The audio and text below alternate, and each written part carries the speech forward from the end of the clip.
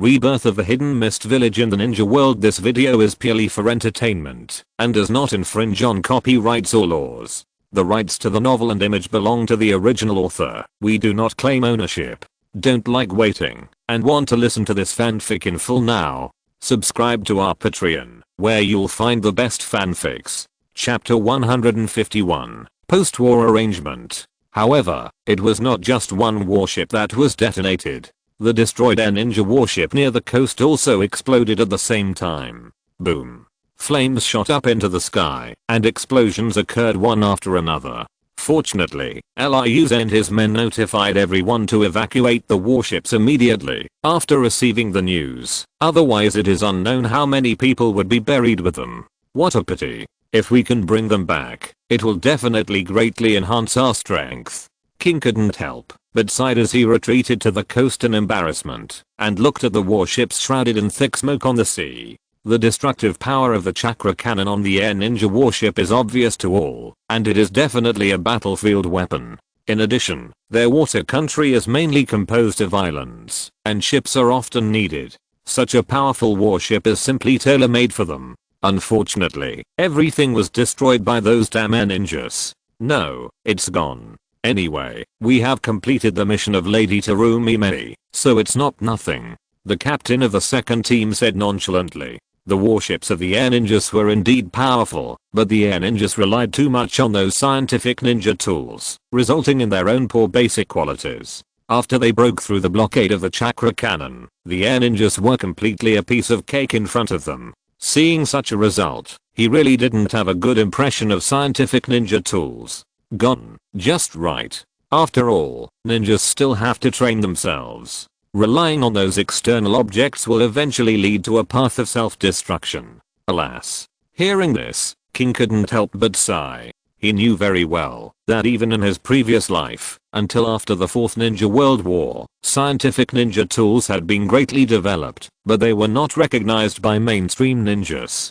It was not an easy task for him to make others accept scientific ninja tools in a short period of time. Clean up the battlefield and count the losses. After giving the order again, King turned around and left. Soon, the losses on the battlefield were counted. This time they went out with nearly 500 people and more than 400 were injured. Among these more than 400 injured, most of them were injured by the air ninjas' chakra hand cannons.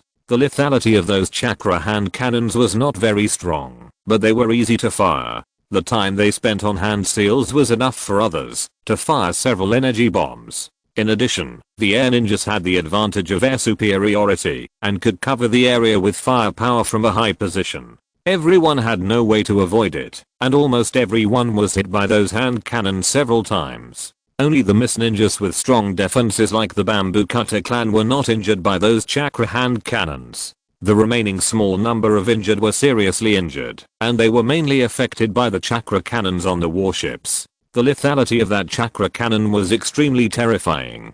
They were lucky to escape death, but they were inevitably severely injured. In general, it was a blessing in disguise. In addition to the injured, nearly 100 people died or went missing in this expedition. Except for a small number of people who were directly killed by the powerful Gaishening, most of them were killed by the chakra cannons on the warships. After all, that thing had a huge killing range and strong destructive power. Except for the Bamboo Cutter clan with armor defense, there was basically no way for others to survive. It was really lucky to survive such a bombardment. As for those who were missing, they were not really missing, but just died at sea, and their bodies sank into the sea and could not be retrieved. No one can see the person alive, and no body can be found after death, so they can only be marked as missing.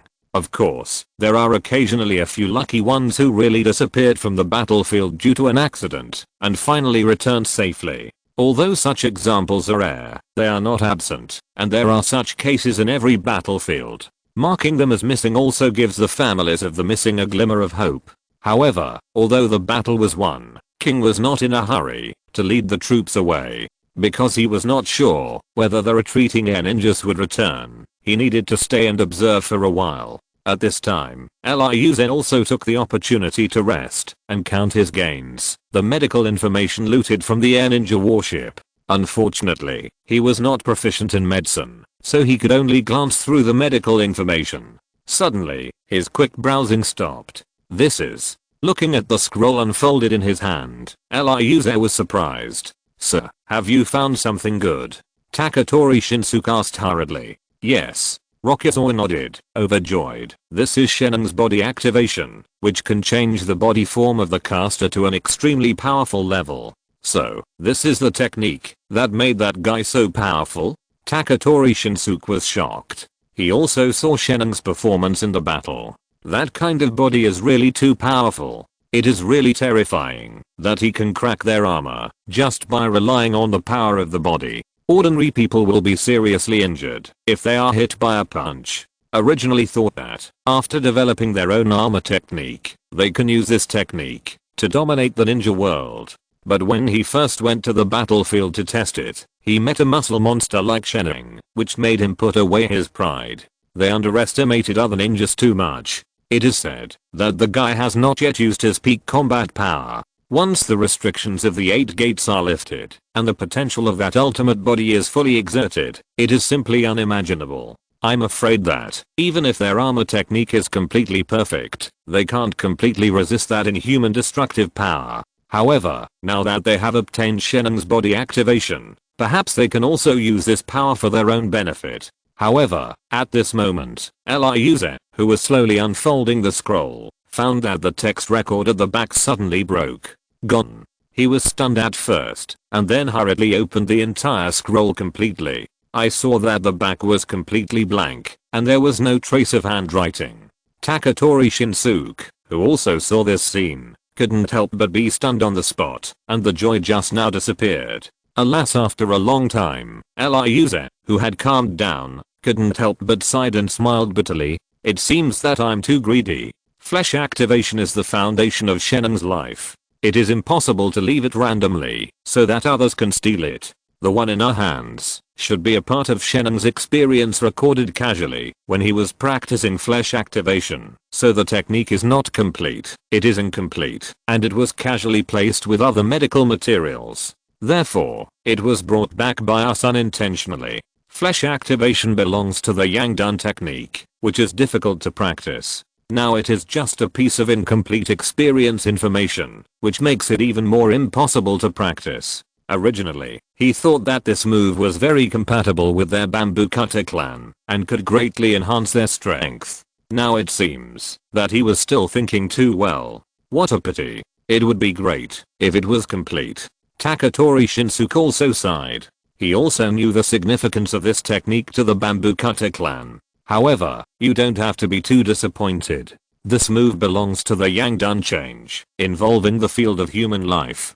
Perhaps it can also bring some benefits to our clan's research. It is not completely useless. Ryuze put the scroll away and said, corpse bone veins also belongs to the category of Yangdan, but it is different from the specific technique of flesh revitalization. Corpse bone veins has been completely imprinted in their genes, and has become their instinct, and can be used without the need for a technique. Chapter 152, A Great Increase in Military Strength. Your Excellency is right. Even if it cannot be used directly to practice body activation, it can also provide some help for the research of the clan. Taketori Shinsuke nodded, and the loss just now dissipated a lot. Then, Ryuze put the scroll aside, and began to sort out the rest of the information. About half a month after they were stationed, a new message came from Angry Sea City. The Sky Ninja joined the rebel forces, and got the promise from the rebels that they could secede and restore the country in the water country. Then, they appeared on the front battlefield and constantly used the air advantage to harass the other 3 forces. For a while, they actually made the reformists, conservatives, and neutrals look humiliated and embarrassed. For this reason, the 3 Miss Ninja forces had to shrink their defenses and reduce their pressure. It seems that we should prepare to return. Ryuze, who had just finished daily training, wiped the sweat from his forehead and said, that's right. Since the Sky Ninja has turned to the rebels, I think they will not come back in a short time. We can go back to. Taketori Shinsuke nodded. This place is far from the sphere of influence of the rebels, and they are unlikely to come back to occupy such an enclave. Even if the other party really wants it, they will probably have to wait until they have annexed the sphere of influence of the reformists. Otherwise, occupying an enclave in the back garden of the reformists, they will face the threat of the reformist army at any time, and they will not get support from their companions. And since they have confirmed that the air ninja will not return, they naturally have no need to stay. Soon, in the evening, Liuze received an order from King to prepare to set off and return. He immediately ordered the tribesmen to pack up, and then boarded the return ship with the large army. Perhaps because they have been away from home for too long, everyone is eager to return. Everyone's face is full of smiles, and the mood is extremely happy. The whole ship seems noisy. However, several team leaders did not deliberately stop them when they saw it. They have been out for nearly half a month, and they are a little homesick. Although that home was also newly built not long ago. In this way, in the eager anticipation of everyone, the ship sailed for 2 days and returned to the Angry Sea City again. The whole team disbanded on the spot, and everyone went home. On the way, King said seriously, "Deputy Taketori, this time your clan's armor technique shines brightly and shows extremely strong defensive capabilities. I hope you can help the reformists in the future and strive to rebuild Kirigakure as soon as possible. We are all in the same boat, this is natural." Liuze nodded and said as he walked, "However, our clan's technique is still under development and has not been perfected. If the reformists want to use the power of our technique to reverse the current situation, they think too highly of us." He paused and continued, "Not to mention the conditions for using this technique. Even if all the clan members can use it, sending them all to the battlefield is not enough to completely reverse the entire war situation. After all, the population of our clan is too small. As far as he knows, the entire Taketori clan has only had a dozen newborns in the 6 months since the relocation. Compared with before the relocation, their total number has not changed much, and the number of available ninjas is about the same as before, and there is actually no increase. In the final analysis, their population base is too small. In addition, newborns take a long time to grow up, so it is not suitable for ninja training too early. Everyone will start ninja training at around 8 or 9 years old, and it will take about 2 or 3 years of training to become a qualified genin. In other words, it takes about 12 years for a baby to grow up to be a genin. With such a long growth period, the number of ninjas in the entire Taketori clan will naturally not change in just 6 months. Is that so? That's a pity. King couldn't help but sigh after hearing this. It was thought that, as long as everyone in the Taketori clan used that kind of battle armor technique, they could use the Taketori clan as a shield and crush them all the way. Who would have thought that this trick also has limitations, and not everyone can use it? More importantly, he ignored the number problem of the Taketori clan. The population is really too small. By the way, our clan is not large in population, but the reformists control a quarter of the population of the water country. They should have recruited a lot of ninjas in the past 6 months, right? Liuze asked with a smile. With a quarter of the population of a country under their control, even if only 1 out of 100 can train a qualified ninja, with such a large population base, the number of ninjas recruited and trained will not be too small. This is something that their Taketori clan cannot compare to at all. Hearing this, King's face couldn't help but become a little strange, and he twitched his mouth and said, "In terms of quantity, the number of ninjas of the reformists has indeed increased a lot in the past 6 months. "Oh, how much?" Liuze asked curiously. Although he is also one of the senior leaders of the reformists, his main jurisdiction is still in the Taketori clan, and he has not been authorized by other parties. Therefore, he is not very clear about the increase in the strength of the reformists in the past 6 months. "Almost 2,000.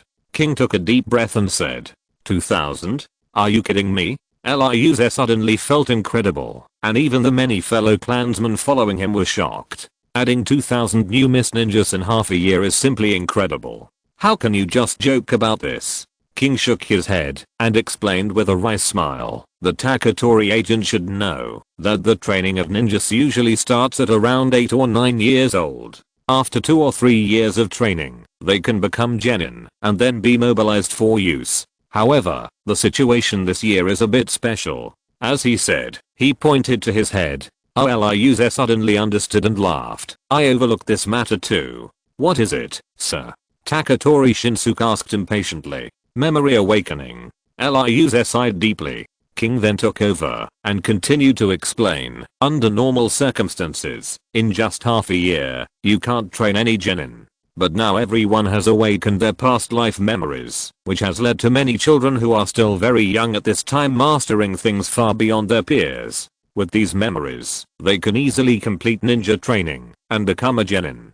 Even because of their past life identities, they don't even need to participate in training to prove that they have become a ninja. What about those who officially become genin at the age of 8 or 9 are no longer geniuses? Last month, I even saw a child prodigy who officially became a genin at the age of 5. Liuze and others were immediately confused. A 5-year-old kid can become a genin. What the hell is this? Seeing everyone's strange faces, King hurriedly explained, that guy was a jonin in his previous life. Although he is only 5 years old now, the combat experience and skills he has mastered are enough to make him a formal ninja. Of course, the combat effectiveness of a ninja as young as him is very limited. As he said that, he couldn't help but smile bitterly. Chapter 153 Assassination Chaos. Even though he was a jonin, at the age of 5, he was just a little kid with small arms and legs. Such a little kid had almost no fighting power and only had more fighting experience than his peers.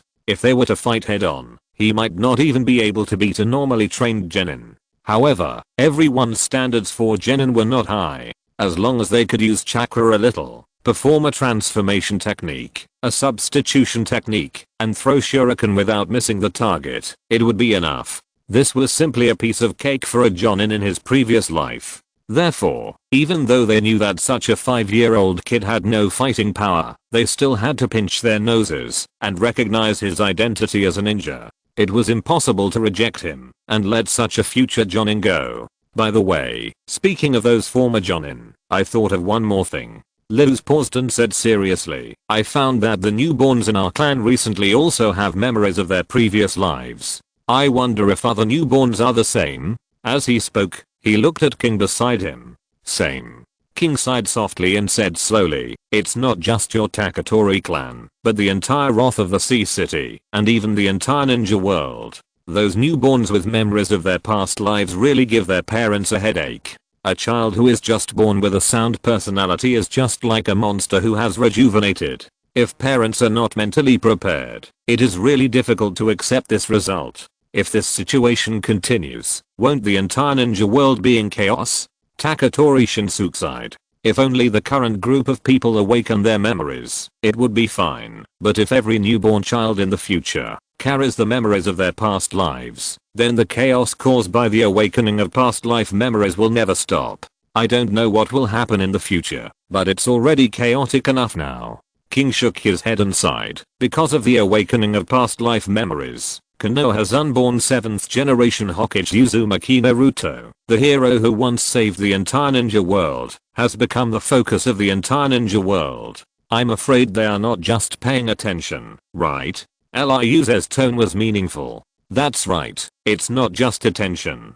King nodded and sighed. The strength that Uzumaki Naruto showed in the 4th Ninja World War in his previous life was too strong. No one wants such a mythical figure to appear again. His existence has seriously affected the balance between the 5 major countries. Therefore, although the Sand Village, the Iwagakure Village, and the Cloud Village agreed to a ceasefire on the surface, they have never stopped the assassination of Uzumaki Naruto's mother, Uzumaki Kushina. In addition to them, other ninjas and forces that have had grudges against Uzumaki Naruto have also taken action, wanting to strangle the unborn terrible strongman in his mother's belly. As far as I know, since the ceasefire, Uzumaki Kushina has encountered more than hundreds of assassination attempts, almost several assassination attempts every day. The entire Konoha is therefore in a state of panic, and is on high alert. Speaking of this, he couldn't help but sigh. From ancient times to the present, no one has ever been seen to suffer such frequent assassinations. What about Kirigakure? Didn't Kirigakure send anyone to join the assassination of Uzumaki Kushina? Taketori Shinsuke asked curiously. Our side is already in a mess. Who would be in the mood to get involved in such things? Rokuze shook his head and said with a smile, if we really offend Konoha, it will be even more difficult for us to rebuild Kirigakure. That's true. Taketori Shinsuke scratched his head. Konoha's strength is much stronger than the other 4 ninja villages. Now that several generations of Hokage have gathered together, this strength has been pushed to the peak. Kirigakure's situation is already bad, and it is not wise to provoke Konoha under such circumstances. By the way, where is Uchiha Sasuke? That guy is also a strong man comparable to Uzumaki Naruto. Is there no one to deal with the unborn child? Rokuze asked curiously. Of course everyone has not forgotten. King waved his hand and continued. However, the Uchiha clan has left Konoha, and everyone's attitude towards Uchiha Sasuke is naturally very different from that of Uzumaki Naruto. Especially since the Uchiha clan itself has extremely strong combat capabilities, everyone tends to recruit them and use their strength for their own benefit. Everyone is afraid of Uzumaki Naruto's power, but at the same time they also want to envy such power. If they can use this kind of power for their own benefit, they will naturally not refuse. Therefore, they showed a different attitude towards Uchiha Sasuke than Uzumaki Naruto. Recruit? That's a good idea. Ryuze was a little surprised. He only thought about killing people, but forgot that he could also recruit. But it's a pity that, since they left Konoha, it's as if they disappeared out of thin air. There is no news about them in the entire ninja world. Even if everyone wants to recruit them, they can't find the target. King sighed heavily. That's really a pity. Ryuze couldn't help but sigh. No matter who it is, if they can get the support of the power of the Uchiha clan, their strength will definitely increase greatly. Take their reformists for example. If they can get the help of Uchiha, the pacification of Kirigakure will be just around the corner. Unfortunately, it is only a thought now. As they were talking, the group had already reached the gate of Nuhei City. It seems that it is time for us to say goodbye. Ryuze glanced at King and said. Then we will talk again, when we have a chance.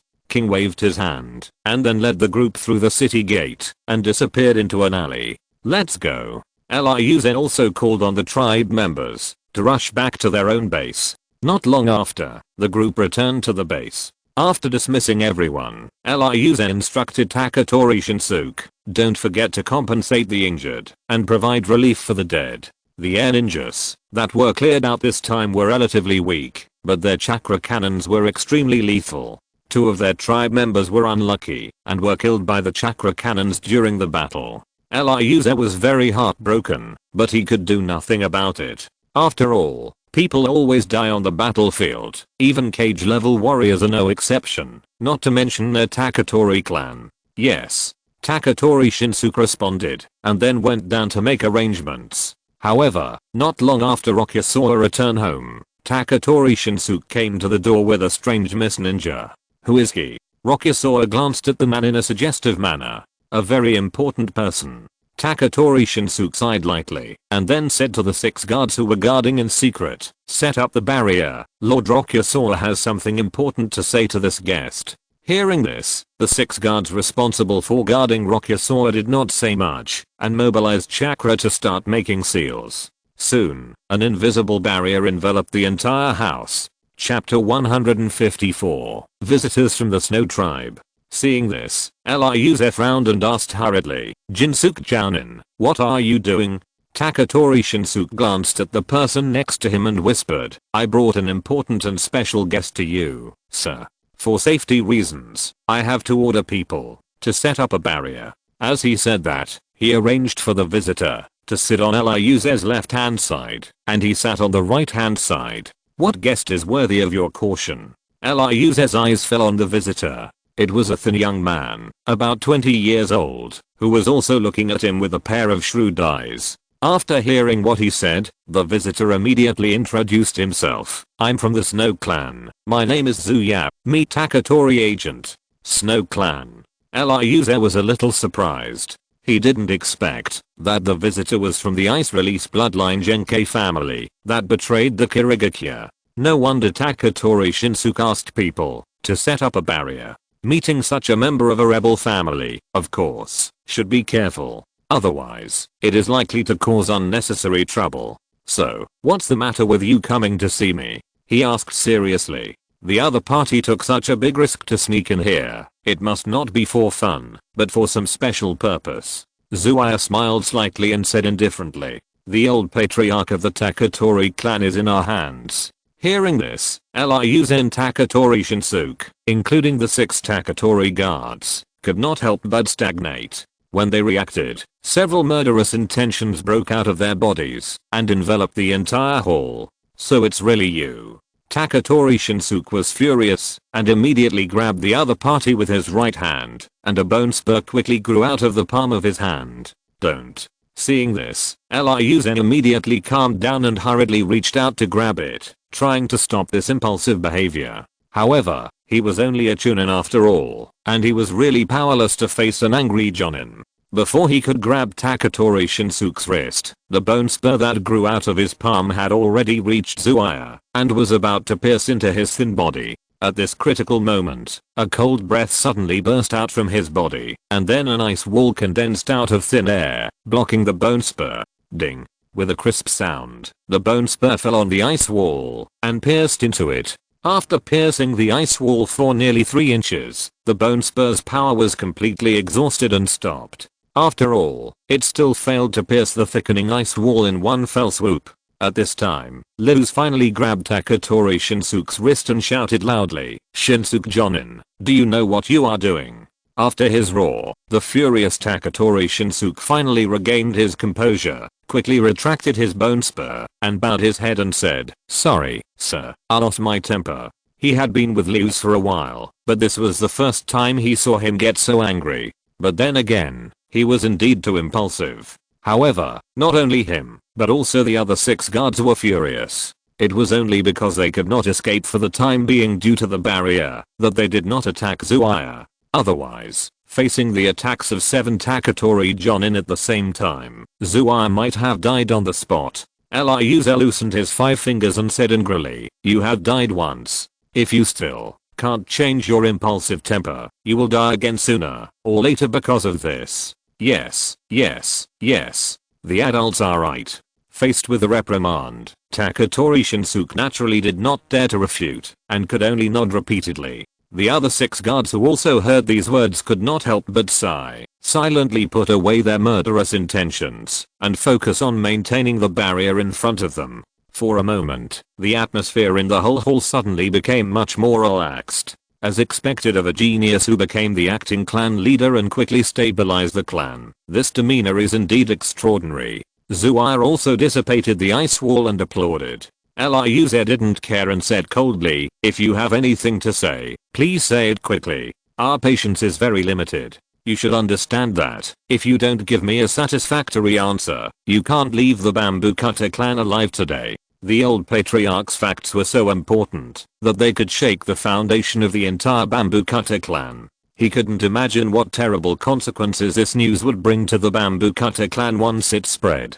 Don't worry, don't worry. Zuya waved his hand and pretended to be relaxed. "I came here with sincerity and didn't spread this news casually." "Then what do you want?" Ryuzen asked seriously. "It's very simple. We want to cooperate with the Bamboo Cutter clan." Zuya showed a meaningful smile. Cooperation? Ryuzen was stunned for a moment and immediately understood that the other party wanted them to rebel together and join the rebellious team. Hearing the other party's intention, Taketori Shinsuke, who had been furious for a long time, immediately scolded, "You are simply delusional. The Taketori clan will never bow to you because of this. The bloodline limit family that has been passed down for countless generations has its own pride, especially the famous ninja family like Taketori, who will never allow themselves to be forced to bow their heads." In particular, he knew very well that once he agreed to the other party for the first time, there would probably be a second and third time.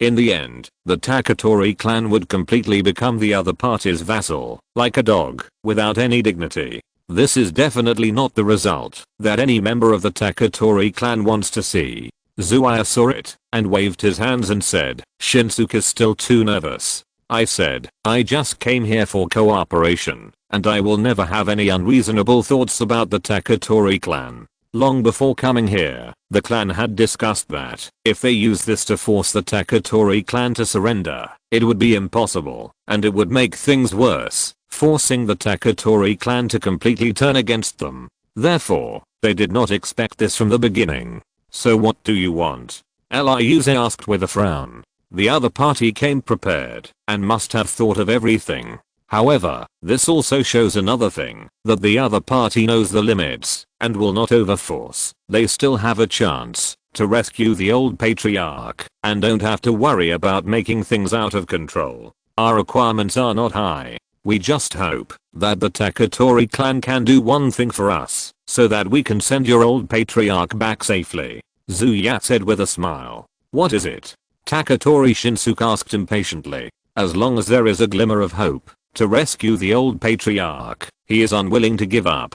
It's not urgent now. Zuya shook his head and said, it's not the right time yet. We just hope that the Taketori clan will temporarily agree to our request. Of course, you can also refuse. After all, we haven't decided what to let you do. However, we have to remind you, please don't try to rescue your old patriarch again. Otherwise. Chapter 155. False compromise. What else? Taketori Shinsuke clenched his fists, and murderous intent rose in his heart again. Shinsuke is still too nervous. Seeing the clenched fists, Zuya curled his lips and smiled. We will not kill people, nor will we torture your old clan leader. Because the dead are worthless, only the living are valuable. If you try to rescue your old clan leader again, then we can only release the news that the old clan leader is in our hands. I believe that by that time, there should be more Taketori clan members willing to help you achieve your goals. Hearing this, Ryuze couldn't help but shrink his eyes and clenched his fists. If the other party really killed the old clan leader, at most it would cause chaos in the Taketori clan for a short time, and even because of the common hatred of the enemy, the Taketori clan would become more united and easier to be commanded by him. But if the other party released the news that the old clan leader was arrested, the consequences would be much more serious. Causing chaos within the clan is secondary. More importantly, he knew the temperament of his clan members very well. If they learned of this news, they would definitely go to rescue the old clan leader regardless of their own safety. If he objects, it will likely lead to the division of the tribe and further weaken the power of the Taketori clan. But if he agrees, it will be like an egg hitting a stone. Today's reformists are not ready to fight a large-scale war with the enemy. If the Taketori clan rushes out, it will be difficult to get the support of the reformists, which also means that they need to face the forces of the rebels alone. The strength of the rebels is far stronger than that of the single Taketori clan, and they will not let them succeed easily. If they rush out, they will only die in vain. Seeing the other party's sinister intentions, Taketori Shinsuke was extremely angry. Damn it! He shouted angrily and stretched his hand towards Zuya again. However, at this moment, a familiar shout sounded in his ears, which suppressed his anger again. Stop. But sir, they, pointing at Zuya on the opposite side, Taketori Shinsuke's face was full of unwillingness. You lost your temper, Shinsuke Jonin. Looking at his confidant, Liu said word by word. Faintly sensing the anger in him, Taketori Shinsuke did not argue anymore and silently withdrew his hand. Ryuze then turned his head and said to Zuya expressionlessly, thank you for your reminder. We will not rashly try to rescue the old patriarch again. However, please block the news. I don't want to cause some unnecessary trouble. Of course. We are still looking forward to the day when we can cooperate with the Taketori clan. Zuya's face had a smug smile. Besides this, I have another thing that confuses me. I wonder if you can answer it for me? Ryuze asked again.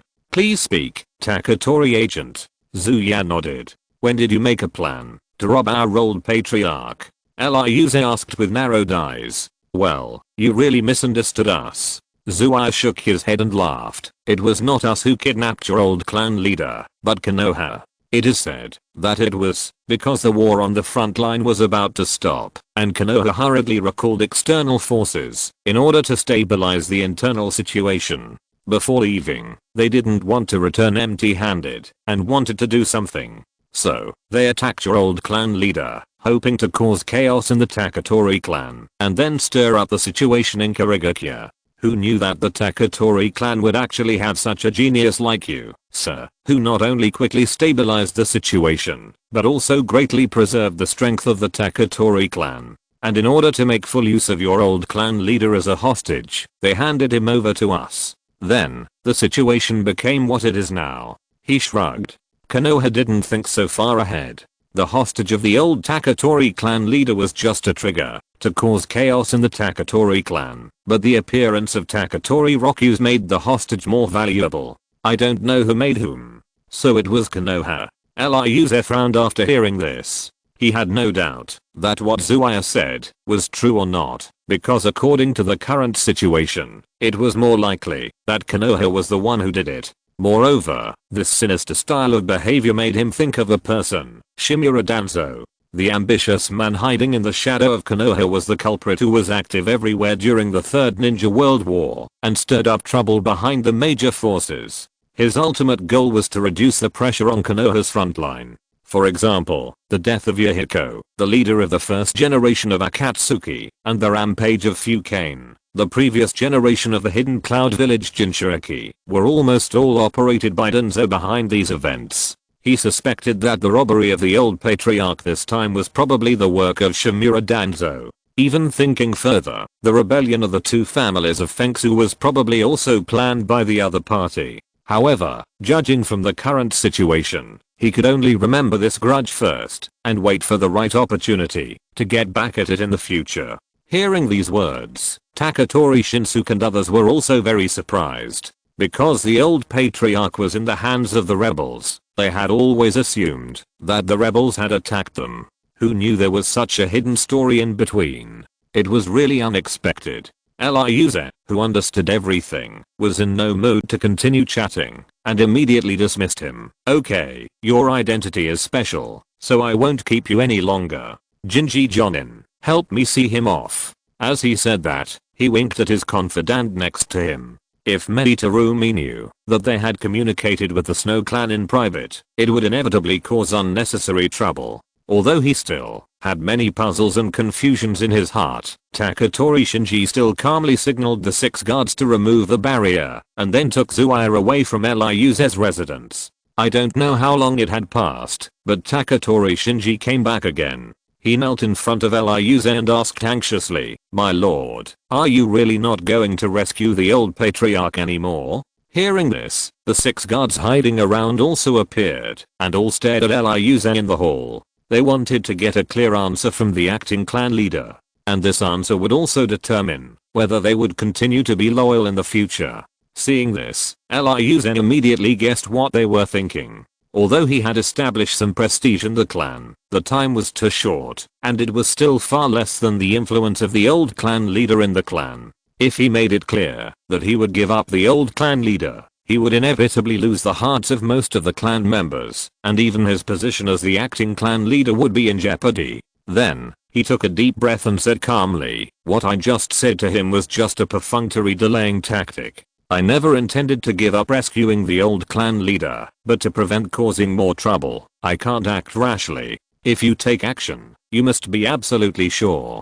Once you fail, the consequences will be disastrous. If you're listening to this novel on a channel other than Fanfic World, it means they downloaded and uploaded it without effort. We cordially invite you to visit our channel, Mundo Fanfic Novelos. There you'll find the original version of this story and you can explore many other novels of various genres. We're waiting for you to immerse yourself in a world of incredible novels. Chapter 156, 3-man team. However, the rescue operation is temporarily suspended, but relevant intelligence still needs to be collected to lay the foundation for future rescue. Ryuze said to his confidant again. Yes. Taketori Shinsuke nodded and said seriously, "I will go down and give the order now." After that, he was ready to turn around and leave. "Don't worry." Ryuze hurriedly stopped him and said, "It has come to this point. The intelligence personnel who were responsible for the investigation before should have known a lot of information. In order to prevent the spread of the news, let them continue to investigate. There is no need to change or increase the number of people. In addition, you can also explain the matter of the old patriarch to them to prevent them from having wild thoughts and causing unnecessary trouble. Remember to ask them to keep it secret. Finally, our secret meeting with Zuya today must be kept strictly confidential and no one else is allowed to know about it. Okay, that's it for now. Go down and make arrangements." As he said that, he waved his hand, revealing a trace of fatigue. He just came back and encountered such a thing, which really made him feel tired. Yes. Taketori Shinsuke responded, and then left quietly. After that, Liuze returned to his boring life as the acting patriarch. Originally, he was very happy at the beginning that he had such a power, but after a long time, he felt completely bored. As a leader, he could not go out at will and had to stay in the rear most of the time. However, for him, he did not need such a comfortable growth environment. Because everyone has awakened the memory of the previous life, a considerable number of people have grown very fast, and he does not have such a thing.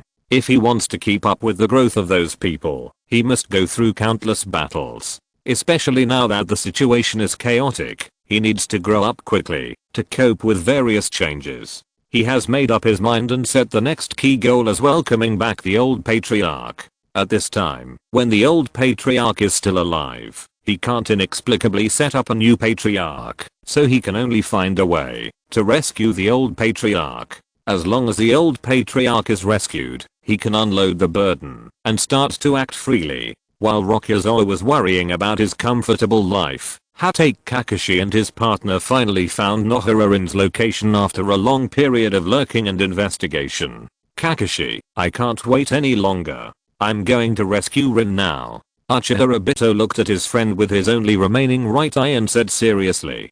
But, it's still too much to rely on the strength of the two of us. Kakashi shook his head. During this period of time, he had passed the assessment of Jonin, and after integrating various memories of his previous life, his strength was naturally much stronger than it was in his previous life. But some things take time to accumulate, and cannot be compensated by memory. For example, their chakra volume. However, at the age of 12, his body has not matured, and he does not have the special physique of the Uzumaki clan. In terms of chakra volume, it is not as good as that of an ordinary adult jonin.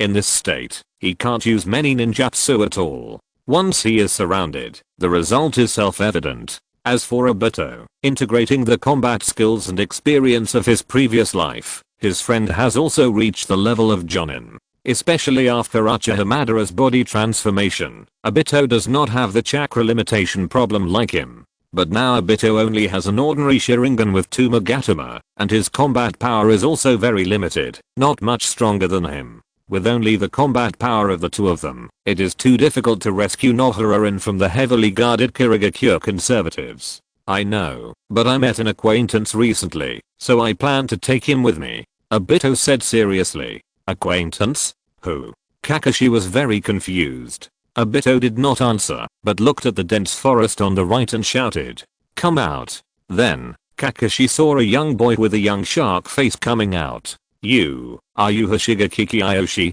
He was stunned for a moment, asked tentatively, and silently prepared for battle. He did not forget that Hoshigaki Aoshi was a member of Kirigakure at the beginning.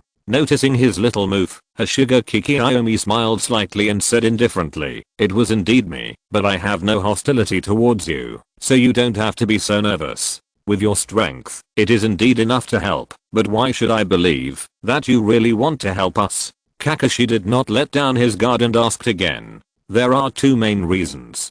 Hoshigaki Aomi raised 2 fingers and said slowly, "The first is to repay this person's kindness.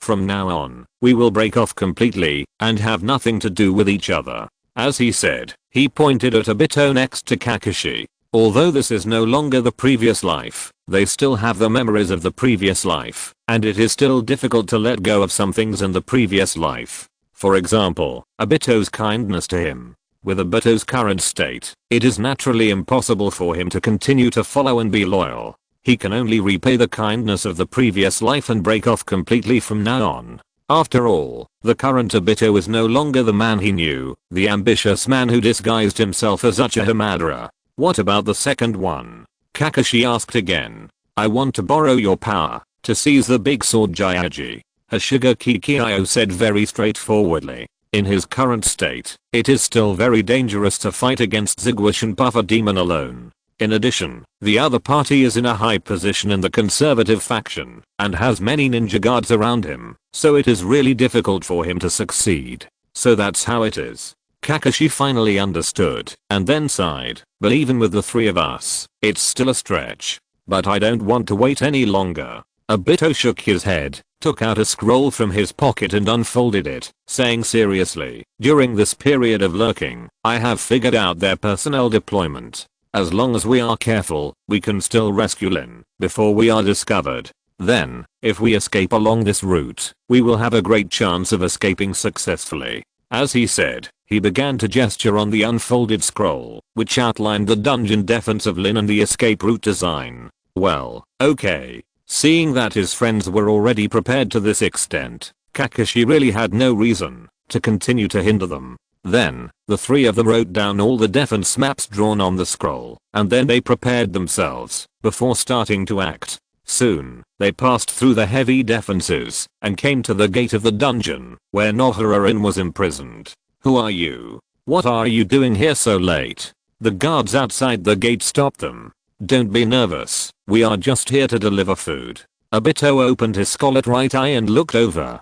Sharingan, Genjutsu Chapter 157, Watergate Class Gathering. You. Oh, so that's how it is, please come in. The guard was stunned for a moment, then his eyes lost focus, and he made way woodenly. Thank you. Obito raised his lips and easily broke the neck of the defenseless guard. Then, under Obito's leadership, the three of them easily entered the dungeon. With the help of the guard deployment map they had prepared early and the Sharingan illusion, they quietly killed many guards and successfully reached the deepest part of the dungeon. There, they saw a girl with short brown hair chained by iron chains. Rin. Obito recognized the other person at a glance and rushed over quickly. Obito. Obito? Nohara-rin was stunned for a moment, but still recognized the face full of scars. But she also clearly remembered that Obito should have died in the Battle of Kanabi Bridge, and she saw Kakashi bury him underground with her own eyes. Zio shutting. Yes, it's me, Rin. I'm here to save you. Hearing that familiar voice again, Obito was excited. Although they had only been separated for about a year, because of his memories from his previous life, he felt like he had been waiting for more than 20 years. It was too long. He finally heard Rin's voice again. Kakashi, what's going on? Nohara-rin looked at the silver-haired boy who was following closely behind Obito in confusion. This question, it's a bit complicated. Kakashi scratched his head, not knowing where to start explaining. In his previous life, Nohara-rin died early, so he didn't know what happened after the Third Ninja World War. It was impossible to explain it clearly in a short time. Let's talk about it later. You should leave here with us first. Obito waved his hand, then took out the key he had just taken from the guard, and unlocked the prison and the chains on Nohara-rin. Let's go, Rin. He held the hand of his beloved without saying anything, and then rushed out. Before he could figure out what was going on, Nohara-rin could only passively follow him out of the prison. Kakashi and Hishigaki were somewhat helpless, but they still followed closely. Soon, they left the dungeon, and came to a secluded forest. No. I really can't run anymore. Let's take a break. Nohara-rin got rid of her wrist and stopped out of breath. Looking at Kakashi and Hishigaki who were also a little out of breath, Obito could only nod. Okay then. After Madara's transformation, half of his body was filled with the body of White Zetsu, and because White Zetsu itself has a strong vitality, he also gained a strong physique. But Kakashi and the others didn't have this advantage, and they were really exhausted from rushing all the way. Especially Rin, who had the worst physique, was so tired that she sat on the ground. Obito, aren't you dead? Now, what's going on? Nohara-rin asked again. Obito walked over to her and sat down next to her, patiently explaining, there happened to be a super strong man hiding underground near the place where you buried me. He saw everything we went through, so he dug me out from the ground and saved my life. He is such a good man. Lin smiled happily. No, it's not as simple as you think. Obito shook his head and then briefly described Uchiha Madara's arrangement on them. Hearing all this, Nohara-rin couldn't help but turn pale, without a trace of blood. It turned out that the misfortune they encountered was manipulated by that person behind the scenes. Fortunately, she thought that being caught by Kirigakure was just an accident. Seeing this, Obito hurriedly comforted her, but these are all things in the previous life. That person's layout has been fully understood by us now, so it is naturally useless. Moreover, that person's mentality has also changed at the same time, and no one knows what he wants to do now. I think we don't have to worry too much about what he will do to us for the time being. Oh. Nohara-Len's face looked a little better. Compared to those who had experienced the 4th Shinobi World War in her previous life, her knowledge and experience were greatly limited. It was difficult for her to digest such shocking information when she suddenly heard that a godlike ninja like Uchiha Madara had taken action. Then, what about that shark face? Who is he? Lin's eyes shifted to Shigeki Iyomi. She could recognize that he was from a powerful family in Kirigakure, but she didn't remember seeing such a young man at all. His name is Shigeki Iyomi, one of the future ninja swordsmen.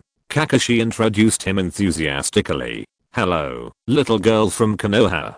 Shigeki Iyomi showed his fangs and greeted Nohara-Ren. Nohara-Ren was very surprised that he, who looked fierce, would look so polite. After coming to her senses, she immediately stood up, bowed slightly and returned the greeting. Hello, the future strong man of the Kirigakure. Okay, although I don't want to undermine your confidence, I still have to remind you.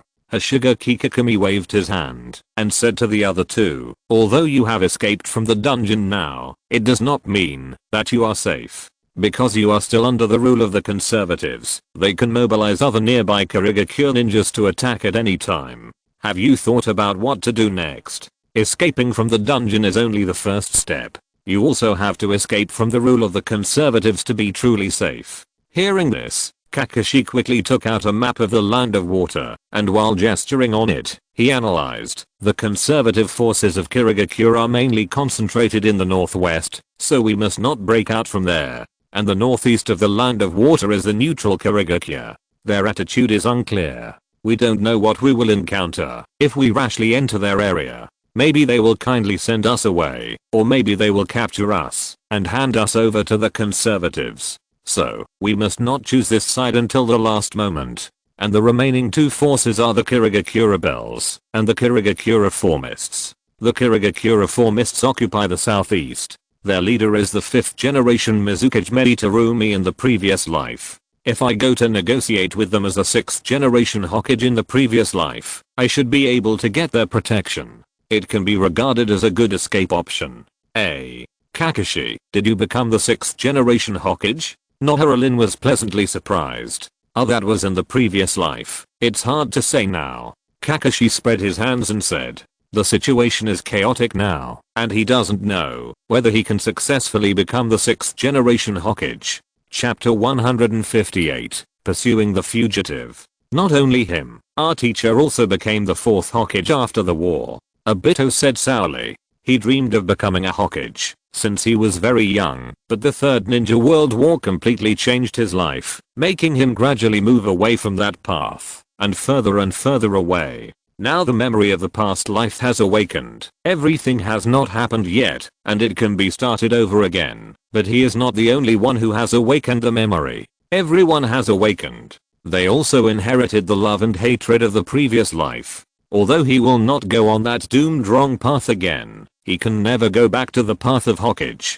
Everything can't go back. Wow, Minato teacher also became the 4th Hokage? That's great. Nohara-Ren was pleasantly surprised. Okay, we've gone off topic. Kakashi quickly interrupted the increasingly remote topic and continued to point at the map, saying, as for the last escape option, it is the southwest, where the Kirigakure rebels are located.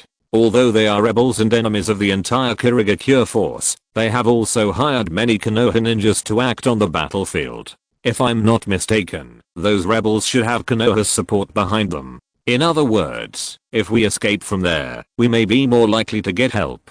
Indeed, going southwest should be the best option at the moment. Obito nodded. Not only that, the southwest where the rebel forces are located is closer to the Land of Fire. If we go out to sea from there, we should be able to return to Konoha soon. Kakashi added again. Although the entire Kirigakure was split, it was not their territory after all. Staying in the other 3 Kirigakure forces did not mean complete safety. For safety reasons, it would be better for them to leave the Land of Water as soon as possible. Then let's set off quickly. Nohara-Ren patted the dust off her body and gestured. Okay. Seeing that her condition had recovered a lot, the group began to escape again. However, half an hour later, the person in charge of rotating prison guards discovered that Nohara-rin had escaped and immediately reported the news. Damn it. How could she suddenly run away? The Enbu minister was furious. Zigwashin Puffago rolled his eyes and smiled. I think it must be that Uchihiro who took action. Otherwise, with the strength of that little girl alone, it is impossible for her to escape. He had personally checked that the little girl was just an ordinary genin with very weak strength. It was impossible for her to escape without external assistance. Before that, they also learned that Uchihiro had entered the land of water. It was just because the other party had been lurking very well. Except for the news of the other party's entry at the beginning, there was no trace of him afterwards. Now that Nohara-rin is missing, it must be that guy who has started to act. In that case, let's bring back that Uchihiro. I want to see what the man who is said to be one of the culprits of the 4th Ninja World War is capable of. The Enbu minister snorted coldly, then stood up from his seat. He placed a special curse seal on Nohara-rin, so he was not worried that he would never find her again. What made him angry was that such a big living person was kidnapped from the dungeon quietly. This also proved from the side that the people he arranged to guard the dungeon were too incompetent. Then, under the leadership of the Enbu minister, a large group of mist ninjas began to chase Uchihiro and others. Originally, as the Enbu minister, he could not participate in such an action, but because the curse seal on Nohara-rin was placed by him personally, and only he could control and sense it, so he had to go out in person. And with the special induction of this pair of curse seals, the distance between them and Nohara-rin and others was getting closer and closer. At the same time, as if she had noticed something, Nohara-rin stopped with a trace of uneasiness and looked behind her from a distance. Lin, what's wrong with you? Noticing that she stopped, Obito also stopped and asked in confusion. I feel like something scary is catching up with us. Nohara-rin said with a pale face. Scary thing. Obito was stunned for a moment and then looked at the other 2 companions. Understanding what he meant, Kakashi and Hoshigaki also released their perception and began to explore the surroundings. However, they did not sense anything. Sorry, I didn't find anything. Me too. The 2 shook their heads at the same time. Maybe you are just too tired, so you have an illusion, Lin. Obito smiled and comforted. Illusion? Maybe. Nohara-rin shook her head gently. She was not a professional perception type ninja, so she could not detect what was behind. However, the feeling of danger kept accumulating in her heart, making her have to believe that it was definitely not an illusion. Let's keep moving forward. However, I want to change direction. Let's try to get rid of that feeling.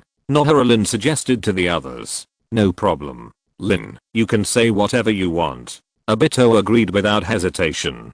Kakashi was helpless when he saw this, but he still nodded. Logically speaking, they should leave the conservative area as soon as possible at this time, and they should not go around in circles to waste time. But since Rin and Obito both agreed, he could only nod his head. As for the remaining Hoshigaki demon intercourse, it was useless for him to disagree alone, so he could only follow along. However, after going around in a big circle, Nohara-rin still couldn't get rid of the feeling of being approached by danger, and she even felt that the sense of danger was getting closer and closer. It was like a terrible beast that could rush out of the forest behind at any time. Rin, what's wrong with you? Seeing her face getting uglier and uglier, Obito finally realized that something was wrong.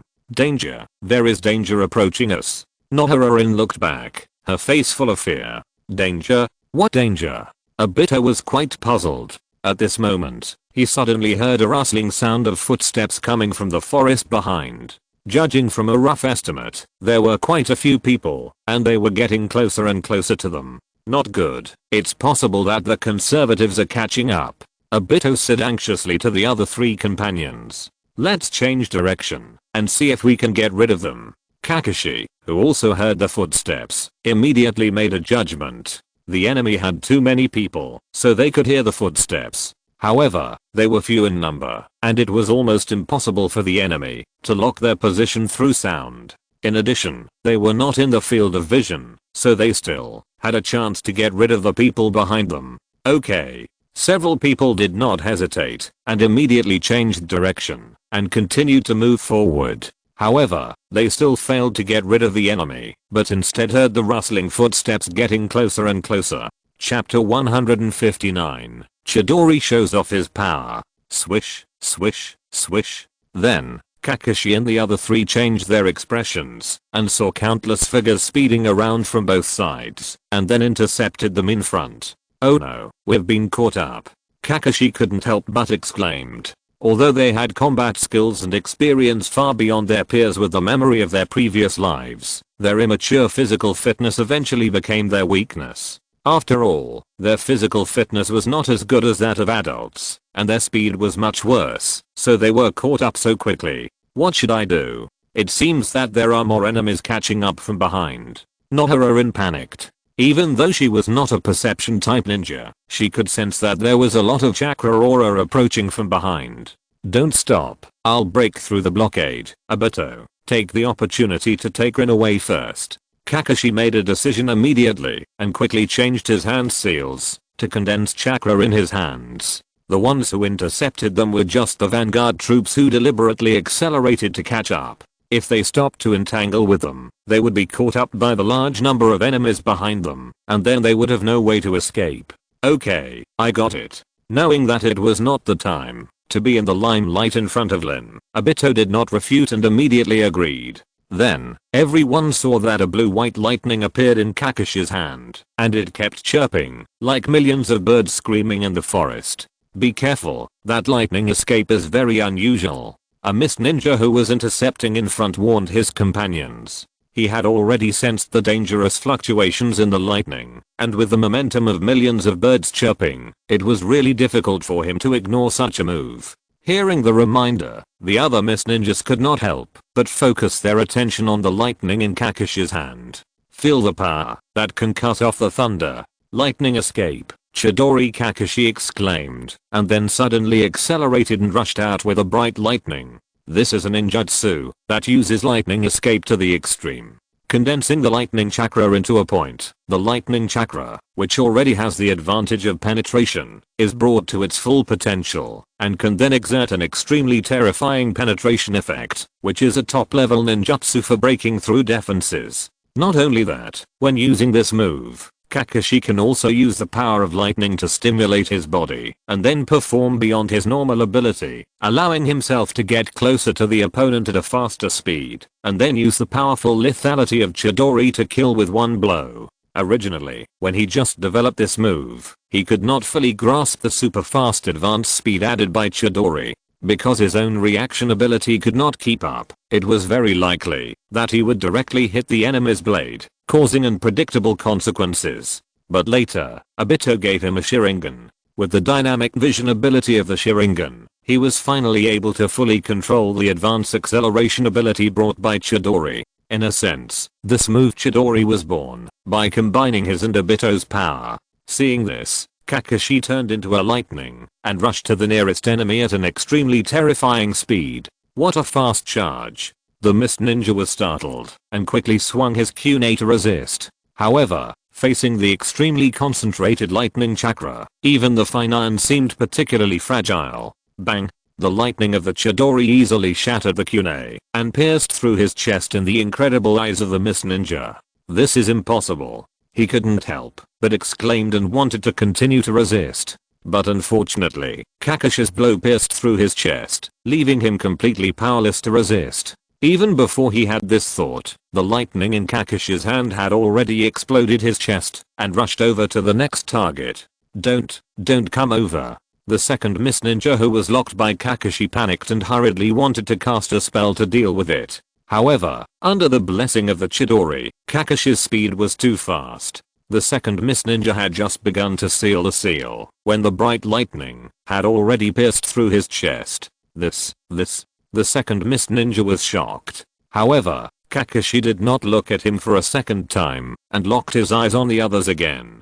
Facing the fragile body of the ninja, the powerful killing power of the Chidori does not consume too much strength, so he can continue to use the Chidori to continue killing. This is also the confidence that he can help Obito and others break the blockade. However, after 2 companions were killed in a row, the other Mist ninjas finally reacted and launched a counterattack. Some threw ninja tools, some performed ninjutsu, and some were bold enough to directly use physical skills to meet them. Needless to say, facing Kakishi's Chidori acceleration, the Mist ninjas could not hit anyone at all, let alone resist the offensive. In just a few breaths, they were killed without a single piece of armor left. Seeing this opportunity, Obito once again held the hand of his beloved, and then began to speed up. In fact, among their 4-member team, only Lin was the weakest in strength and physical strength. In order to take care of her, they had to slow down their speed. Otherwise, they would not have been caught up so quickly. However, at this moment, a warning suddenly arose in Nohara Lin's heart. Her intuition told her that the danger she had always feared had arrived. Then, her heart began to beat violently and uncontrollably, and a strange mark began to spread around her heart. After that, her blood seemed to boil, and a burning sensation spread to her limbs and bones as the blood flowed. Not only that, the burning sensation became more and more intense, causing her extremely severe burning pain from the inside of her body. She tried her best to endure and suppress the pain, not wanting to drag down the other 3 companions. However, she was too weak and her ability to bear it was extremely limited. Obito had just taken her 2 steps forward when she could no longer bear it and could not help but break free from Obito's hand and then lost her balance and fell to the ground. Rin, what's wrong with you? Obito could not help but stop and look back when his beloved suddenly let go. However, he did not wait for Nohara Rin's answer. He only saw his beloved struggling desperately on the ground, constantly screaming in pain. Hearing the heart-wrenching scream, Obito felt his heart bleeding. He hurried forward to help Rin up. However, the burning pain from inside her body almost made Nohara Rin lose her mind. She directly pushed Obito aside and could not communicate normally. At this time, seeing Nohara Rin's red skin and the hot steam constantly emanating from her body, Hoshigaki Nagao immediately understood everything. She has the scorching heart and boiling blood seal of the Kirigakure.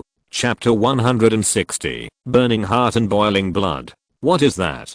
Having dealt with all the enemies that had just blocked his way, Kakashi walked over panting. Looking at the girl struggling on the ground, Hoshigaki Kiyomi showed a trace of pity and patiently explained, that is a special curse seal used by the Kirigakure to control important targets. This curse seal is planted in the heart. Once activated, it will accelerate the heartbeat and generate a burning force to burn the blood, allowing the boiling hot blood to flow throughout the body with the blood circulation, creating an insoluble burning pain from the body. It is said that after experiencing the first time, no one who has been planted with this curse seal is willing to experience it again, and in the end all choose to commit suicide.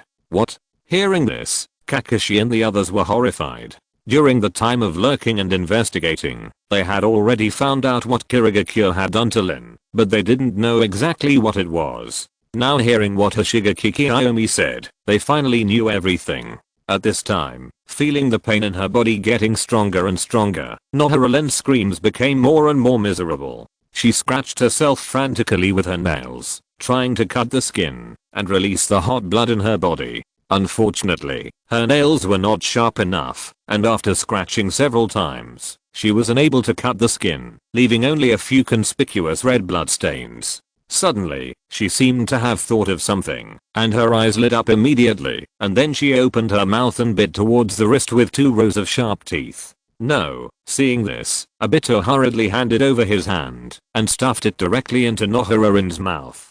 In an instant, the 2 rows of sharp teeth closed tightly, and immediately red blood flowed from Obito's hand. Obito couldn't help but groan after being bitten. And with the sudden smell of blood in her mouth, the crazy Nohara Rin seemed to have regained some reason. She slowly let go and said to her 2 friends, while holding back the pain, Kill me. Before she finished speaking, her remaining reason was once again overwhelmed by pain, and she struggled and screamed on the ground again. Tell me, how to remove this curse? Seeing this, Obito anxiously grabbed Onii-chan's shoulders. However, Onii-chan shook his head and sighed. The burning heart and boiling blood curse is one of the highest level techniques of Kirigakure. Even I have only heard of it, but have never actually seen it. If you want to remove the curse, you must find the person who cast the curse. It's just. He paused, took another look at Nohara-rin, who was struggling in pain on the ground, and said helplessly, judging from the condition of this little girl, she may not be able to hold on for too long. Instead of letting her suffer, it is better to kill her and let her be free. In his opinion, killing Nohara-rin is the best choice. That's impossible. Obito immediately rejected this proposal. Once again, he finally had the opportunity to save Rin, and he would never give up. If there is no Rin, then his life will be meaningless. Let me try. Kakashi made a seal and instructed, help me hold down Rin. I'll try the evil sealing seal. This is a unique sealing technique that he mastered in his previous life. It was used to seal the Heaven's Curse seal that Orochimaru left on Uchiha Sasuke. Upon hearing this, Obito did not hesitate. He immediately rode on Nohara-rin and pinned her to the ground, unable to move. I'm sorry, Rin. Unable to bear to see the pain of his beloved, he turned his head to the other side. At this time, Kakashi was also ready. While Nohara-rin was unable to move, he pressed his right hand on the other's heart with lightning speed. Seal of Evil. Seal. With a light shout from him, chakra was released from the palm of his hand, and then turned into a black rune that invaded Nohara-rin's body, like a black chain lingering outside the burning heart. Then, Kakashi controlled the rune chain to begin to shrink, and the curse seal that was originally planted on Rin's heart and had already spread was suppressed and could not help but slowly shrink back. It works. It works. Noticing this, Kakashi was pleasantly surprised and worked even harder to suppress the seal of burning heart and boiling blood. As the seal was suppressed, the pain on Nohara-rin's body was slightly relieved, and the intensity of her struggle began to slowly weaken. Just when they thought everything was moving in a good direction, a group of mist ninjas emerged from the jungle and surrounded them tightly. Seeing Kakashi suppressing the seal, the Enbu minister couldn't help but applaud and praise him. Not bad, not bad. As expected of a man who could become the 6th Hokage in his previous life, he can actually suppress my seal of burning heart and boiling blood. However, the reason you can suppress it is only because no one is controlling it now. But if someone is controlling it, can you still suppress it? As he said this, he had already formed a hand seal and silently connected to the curse seal he had planted on Nohara-rin through a mental connection. At this distance, he could already control it at will, not just simply activating the curse seal as before. Under his deliberate control, the curse seal that had been faintly suppressed by Kakashi suddenly began to erupt again, spreading to the surroundings at a faster speed. In an instant, the burning pain on Nohara-rin's body increased more than 10 times. She couldn't help but scream, and because of the stimulation of pain, she burst out her extraordinary strength, instantly knocking Kakashi and Obito out. Seeing that, her entire skin became abnormally red and continued to emit red steam. Kakashi couldn't help but shrink his eyes when he saw it. Because that was not ordinary steam, but a blood mist formed by the evaporation of red blood.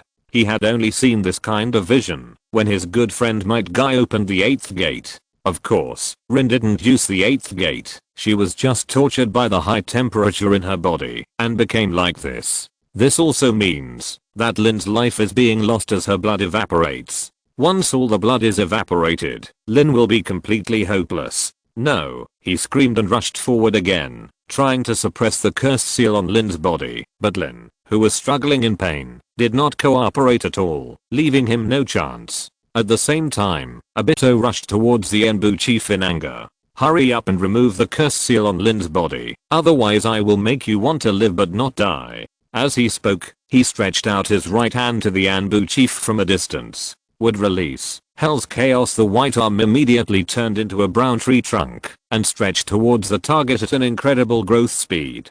Those were the white Zetsu cells that Uchiha Madara transplanted into his body to fill in order to save him. White Zetsu was produced by the sacred tree and naturally carried vigorous vitality and would release ability. Obito also mastered some immature would release power.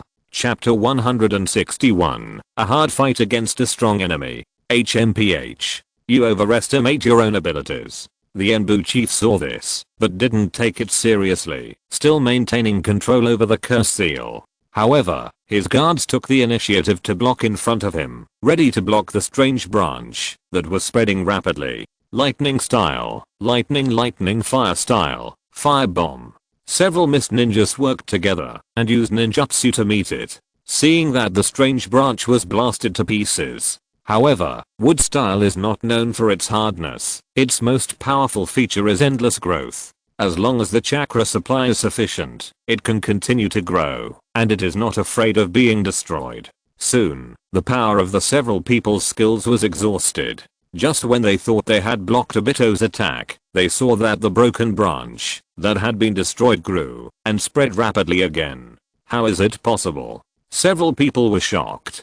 But before they could respond further, they were caught up by the rapidly growing branches and then entangled and wrapped in the middle. They struggled desperately, trying to break free from the restraints, but the branches kept growing. They just cracked a few times and then grew again.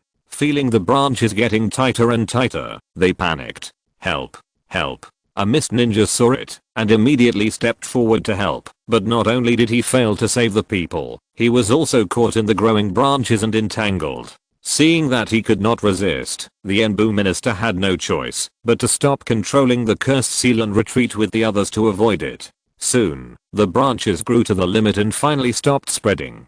However, those mist ninjas entangled by the branches had been squeezed into meat paste, dyeing the originally brown branches with a terrible scarlet color.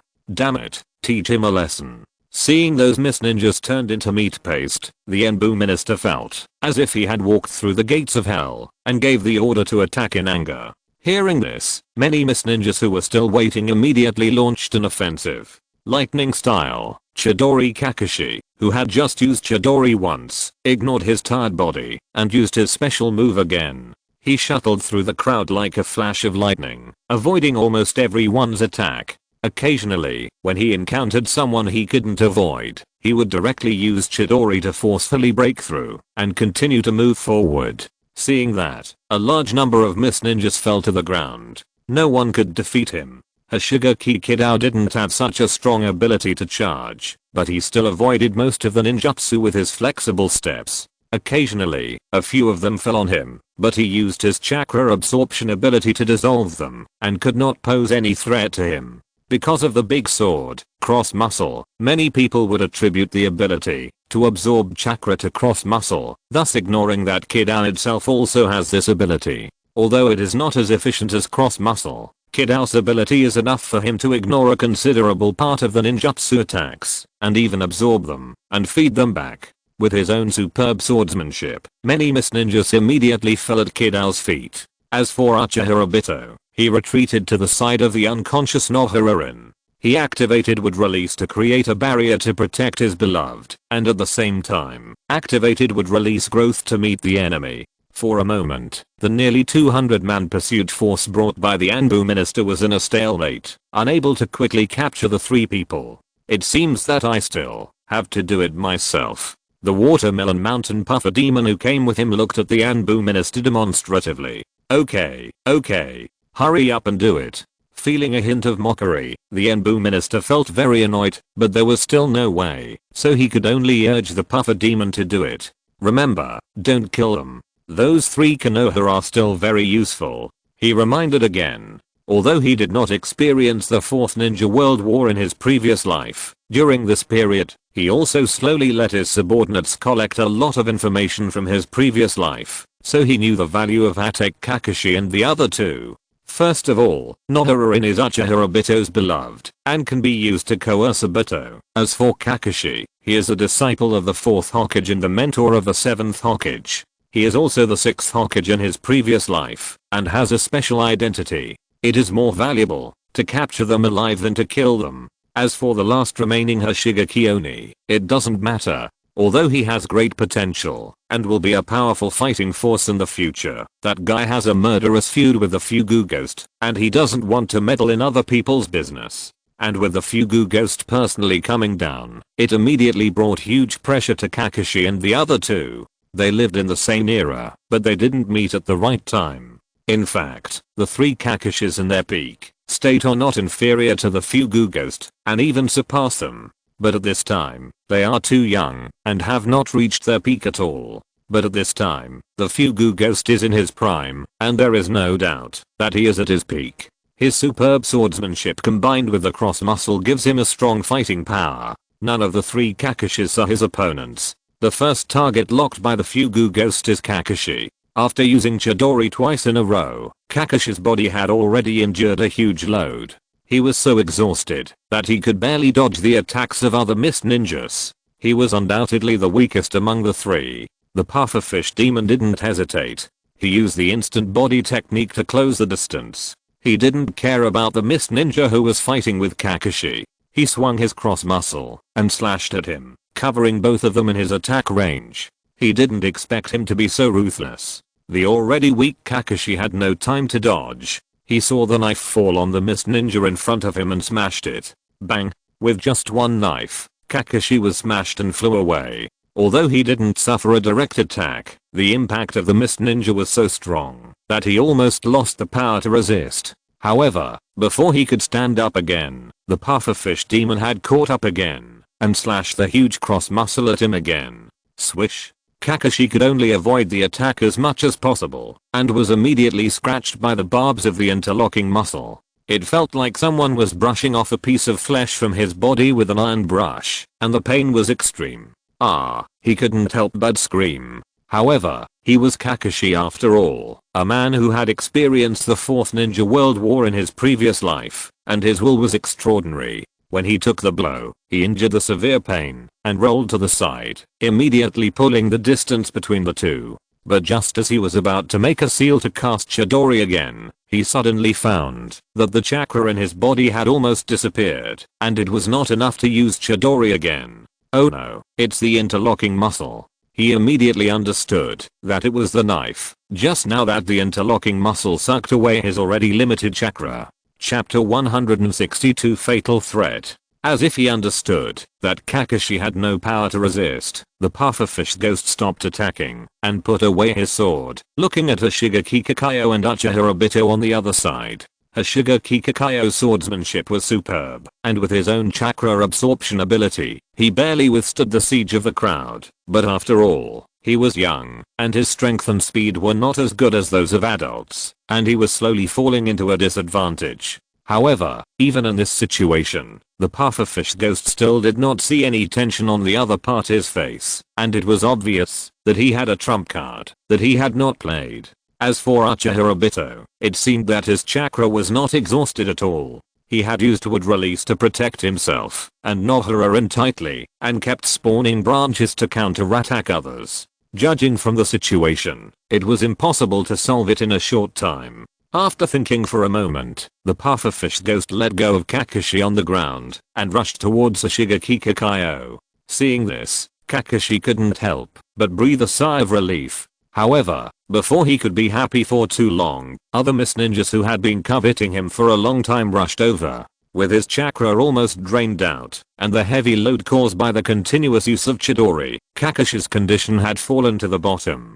He barely resisted 2 moves before someone put a kunai on his neck. This time, it's really over. He smiled bitterly and shook his head and did not resist anymore. Since the opponent did not kill them, it was obvious that he did not intend to kill them for the time being. He might be able to endure for a while and see if he could find a chance to escape. At this time, seeing the watermelon mountain puffer demon running towards him, Hoshigaki Kakayo couldn't help but shrink his eyes. If it was a one-on-one fight, although he could not beat the opponent, he was enough to protect himself. However, under the siege now, he would never be able to deal with the puffer demon. I can't fight him head on, I have to hide. In a little more time, my chakra will be enough. After thinking quickly, Kiyomi used his flexible steps to get into the array of mist ninjas, trying to use the enemy's body to block the opponent. Because of his action, the pufferfish ghost was blocked by his own people. Seeing the target right in front of him, he couldn't get close at all, and was furious. At the same time, the head of the Anbu who was hiding far away from the battlefield did not rest. He took this opportunity to once again activate the curse seal in Nohararin's body. In an instant, a familiar burning pain was born from the body again, and the unconscious Nohararin woke up again.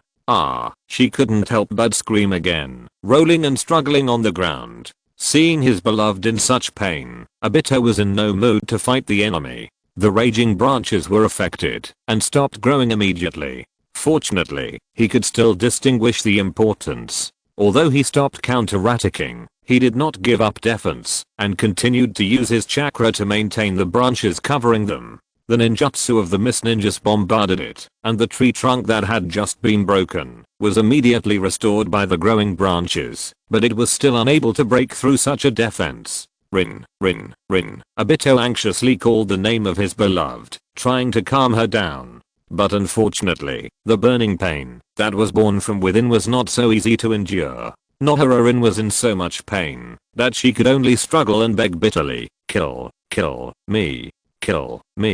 Under normal circumstances, facing Rin's request, Obito would naturally agree to it, but he was unwilling to agree to Rin's wish to die no matter what. He didn't want to lose Rin again, and he couldn't accept that Rin died in his hands. However, seeing Rin in such pain, he felt like a knife in his heart and felt very uncomfortable. He didn't know whether he should agree or not. Just when he was confused, the proud voice of the Anbu chief suddenly came from outside. Uchiha Obito, give up resistance. I can let that little girl suffer less. Otherwise, I will make her wish for life but not death. Hearing this, Obito, who was already in a bad mood, immediately roared, get out of here, Humph. You are shameless. After receiving such a reply, the Anbu chief's face suddenly turned black, and he immediately silently connected the curse seal in Nohara-rin's body to further stimulate it. However, he was also secretly paying attention to Nohara-rin's physical condition, to prevent her from being killed accidentally. After all, a dead Nohara-rin is useless. Only a living Nohara-rin can be used to coerce Uchiha Obito. He knew this very well. As the Anbu minister further activated the curse seal, the pain Nohara-rin suffered naturally increased a lot. She screamed repeatedly, scratching her body and begging Obito. Kill me. No, I can't do it, Rin. Uchiha Obito shook his head repeatedly, and his emotions were about to collapse. He fell into despair again, as if he saw Kakashi pierce Rin's chest with Chidori in his previous life. Even if he did it again, he was still powerless to save his beloved. At this moment, the triumphant voice of the Anbu minister came from outside again. Uchiha Obito, give up resistance. I can make her feel better. No more suffering. Hearing this, Obito was furious and wanted to refuse immediately, but seeing Lin's face twisted by pain, he really couldn't say no. After a moment of silence, he stretched out his left hand tremblingly, gently stroked the face of his beloved, and whispered, Lin, I will definitely save you. Definitely. No matter how much it costs. After that, he silently controlled the thick branches protecting them, and then opened them little by little. Seeing this, the Anbu minister also silently restricted the curse seal, and signaled the many Miss Ninjas who were besieging to stop. When the outer layer of the branches was completely opened, Uchiha Obito and Nohara-rin appeared again. However, because of the Anbu minister's restriction on the curse seal, Nohara-rin's pain was much reduced, and the originally red skin became much lighter, and the red blood mist evaporating from the body also completely stopped. Very good. The Anbu minister was very excited. The first step to capture Uchiha Obito was finally achieved. At this time, Kakashi, who was also captured, couldn't help but sigh. He knew his friend better than anyone else. Because of Rin's existence, Obito would surrender sooner or later. He had foreseen this result, since the heart-burning and blood-boiling seal took effect. The situation is not good. Hashiga Kioni, who was being chased by the puffer ghost, also noticed this situation and couldn't help but change his face. Fortunately, my chakra has accumulated enough. He sighed lightly and quickly formed a seal to prepare for the spell. The puffer ghost who was chasing behind felt that it was not good and shouted, stop him. Although he didn't know what kind of jutsu Oni wanted to perform, he had hardly seen the other party use a single ninjutsu since the start of the war. Instead, he kept using his ability to absorb the chakra of other Miss Ninjas. At this moment, the other party had accumulated a huge amount of chakra. Once a spell was cast, it would definitely be extraordinary, and it was likely to turn the whole battle situation around. If you're listening to this novel on a channel other than Fanfic World, it means they downloaded and uploaded it without effort. We cordially invite you to visit our channel. Mundo fanfic novelos. There you'll find the original version of this story, and you can explore many other novels of various genres. We're waiting for you to immerse yourself in a world of incredible novels. Chapter 163, Different Paths. Hearing this, the Mist Ninjas stepped up their offensive. However, Hoshigaki Kiyomi ignored him and took a deep breath, then puffed up his cheeks. Water style, who will repair the dam? In an instant, he spit hard at his feet, and a torrent of water gushed out of his mouth, spreading around like a tsunami. Faced with such a turbulent water, the Mist Ninjas' offensive was instantly disintegrated, and they could not hurt Kiyomi at all. They were even submerged by the flood before they could react. But in the blink of an eye, the area of nearly 1,000 meters in radius was shrouded in a vast ocean. Although most of the Mist Ninjas can use water style and like to fight in water environments, it does not mean that they can fight in water. After all, they are land creatures and cannot breathe underwater. Fighting in water is not their strong point. If they stay in the water for too long, they will drown and suffocate to death in the water. Therefore, facing such a situation, the Mist Ninjas no longer cared about dealing with Hoshigaki Kiyoshi and others. They held their breath and floated up to the top of their heads, trying to swim out of the water. Ziggush and Pufferfish Ghost was trying to use the cross missile to absorb the vast ocean created by the massive chakra, but immersed in the water, the cross muscle had already absorbed the chakra of Kiyoshi on its own. The cross muscle, which had been calmed down by him with great difficulty, became excited again and tried desperately to break free from his control. Damn it. After discovering this situation, he dared not use the cross muscle to absorb the vast ocean again.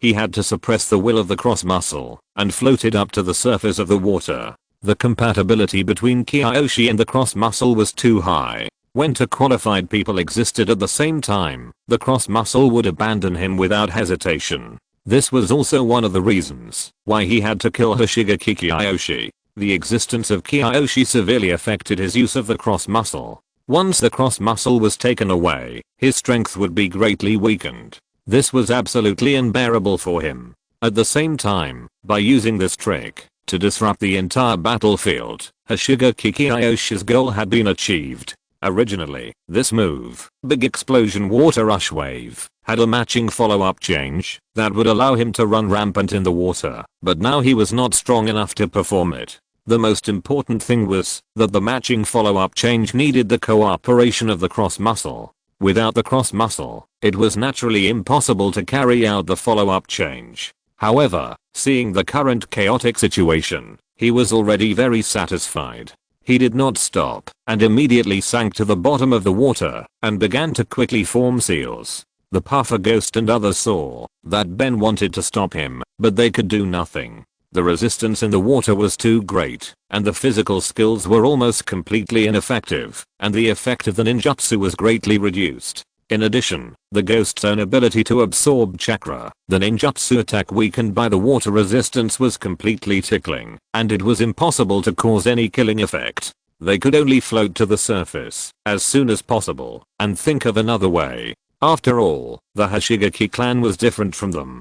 The Hoshigaki clan was a subhuman race. Not only did they look like sharks, but they also retained some special shark gills on their bodies, which allowed them to breathe freely in the water. Even if Hoshigaki Kiyomi didn't fight them, even if he deliberately stalled for time with them underwater, he could still kill them. Without the obstruction of the Mist Ninjas, Kiyomi calmly completed the preparations for the technique this time. Water style, water crossing bullet technique. In an instant, under his control, a stream of water entangled him, and the three Kakashis not far away. Not good. The two Mist Ninjas who were escorting Kakashi to the surface found something unusual. They tried their best to disperse the stream of water, but it was useless. Instead, they were pushed aside by the stream of water. Kakashi, who didn't know the situation, also felt fear and terror, and immediately wanted to struggle to avoid it. But at this moment, Kiyomi's voice came from not far away. "Don't resist, I'll take you away from the battlefield." As he said that, the stream of water entangled around him began to change, condensing into a shark nearly 2 meters long. Tomato novel Hoshigaki Kiyomi and the other three were also wrapped by the shark.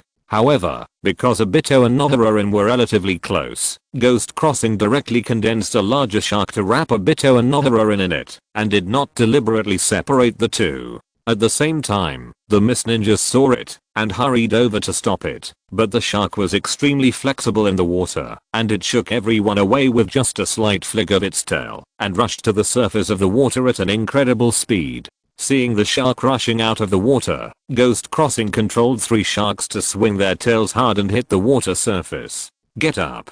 With his angry shout, the 3 sharks suddenly took off, and flew into the air. Seeing that there was hope of escaping, Kakashi and the other 2 were immediately excited. However, hope is sometimes just a superficial appearance, because there is despair hidden underneath. Damn it. Don't even think about escaping. Seeing that the cooked duck was about to fly away, the Enbu minister was so angry that his face turned red. However, he had not completely lost his mind. While the distance between the 2 sides was not completely pulled away, he immediately formed a seal to control the cursed seal in Nohararin's body. Activate. As he activated the cursed seal again, the burning pain that had disappeared was born again in Nohararin's body. Ah, she screamed and struggled again. Her skin became abnormally red, and red steam evaporated from her body, dyeing the originally light blue shark light red. Seeing this scene, Uchiha Obito's heart suddenly sank, and the joy of being out of trouble was gone. Seeing the painful appearance of his beloved, he made a decision immediately. He only used the wood escape chakra of the right half of his body, and countless wooden thorns immediately grew out of the right half of his body, tearing the entire light red shark from the inside, and then fell to the water. Obito, seeing his friend's action, Kakashi immediately understood everything. He also wanted to destroy the shark carrier from the inside and stay with Obito, but he saw Obito smiling and shaking his head at him, and said something with his mouth slightly opened. Because they were far away, and Obito deliberately didn't make any sound, he couldn't hear what the other party said. But with the dynamic vision ability of the Sharingan and the lip analysis, he still understood what Obito meant. "Don't worry about me, just go by yourself. For me, it's enough to stay with Lin. Without you, a nasty guy, Lin is mine alone." Kakashi hesitated for a moment, and finally did not destroy the shark carrier, allowing himself to be carried away by the shark. After all, he and Obito are different people. He can't impulsively give up everything for Lin like Obito, because he knows that, as long as he is still alive, there is a possibility of saving people. And staying, except for letting the enemy have one more prisoner, has no meaning at all. Boom. With a splash of water, Uchiha Obito and Nohararin fell back into the vast ocean on the ground. Chapter 164 Awakening and Disappearance. The commotion caused by Kakashi and others was not small, and the reformists soon learned about it. Looking at the information in his hand, Ryuze couldn't help shaking his head and said, "Uchiha Obito fell into the hands of this girl in his previous life. I didn't expect that the result would be the same after the rebirth. I really don't know whether to say that he is infatuated, or should I say that the Uchiha bloodline genes are too strong." After saying that, he sighed for a long time. "Your Excellency is really a joke. What does this have to do with the bloodline genes of the Uchiha clan?" Taketori Shinsuke next to him didn't care. "I'm not joking. This is really related to their bloodline genes." Putting down the information in his hand, Ryuze patiently said, "The Uchiha clan's bloodline limit Sharingan relies on mental stimulation to improve its evolution. You should know this, right?" "Yes, I know." Taketori Shinsuke nodded. As an ancient bloodline limit family that has been passed down from ancient times, they also know a lot about other bloodline limit families in the ninja world. This is not the result of their deliberate investigation, but something they have accumulated information bit by bit, after existing for a long time. Even if they occasionally heard a glimpse of information, after a long time, they could accumulate enough information to let them know more about other famous families with bloodline limits. The Uchiha clan's Sharingan was one of them. Ryuze said slowly, "The special chakra that drives the Sharingan is called child power.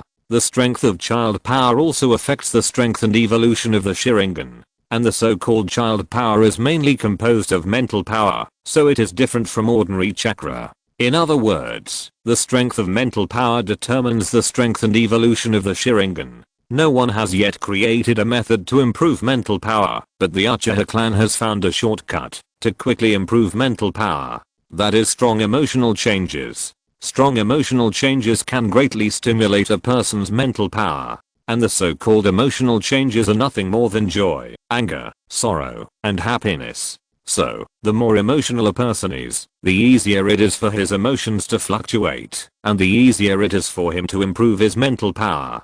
For the Uchiha clan, this kind of sensibility is naturally very compatible with the Sharingan. After a long period of evolution and elimination, this emotional gene is naturally bound to the Sharingan gene. In other words, the Uchiha clan today are all a group of emotional people, especially those who have awakened the Sharingan. The more serious the situation is. Once people are emotional, they are naturally prone to impulsiveness, and they are prone to get stuck in a dead end and make some incredible choices. Hearing this, Taketori Shinsuke suddenly understood and said with a wry smile, "So that's it. I understand. I understand." Whether it is the power of love or the influence of genes, in fact, they can't get rid of the word emotion. Uchiha Obito chose to stay with his beloved, which is the result of emotion. By the way, is there no new news after Hoshigaki Kiyomi and Kakashi escaped? Liuze asked the confidant in front of him again. The intelligence just now only wrote that they escaped, and there was no more after that.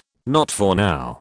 Taketori Shinsuke shook his head slightly, and then said, in order to avoid pursuit, the two of them were very careful, and they have not appeared since then. It is like looking for a needle in a haystack, to find them in the wilderness. However, as far as I know, Lady Terumi Mei has sent a small force to investigate. It seems that she is planning to pick up Hatake Kakashi and others. Oh. Has she intervened? It is not beyond my expectation. I hope Hatake Kakashi is lucky enough to be found by us before being caught by the conservatives. Rokuze showed a meaningful smile. Because of the relationship between Obito and Rin, Kakashi is destined to have no friendly relations with the conservatives. Then the conservatives caught him, just to increase their bargaining chips to threaten Konoha.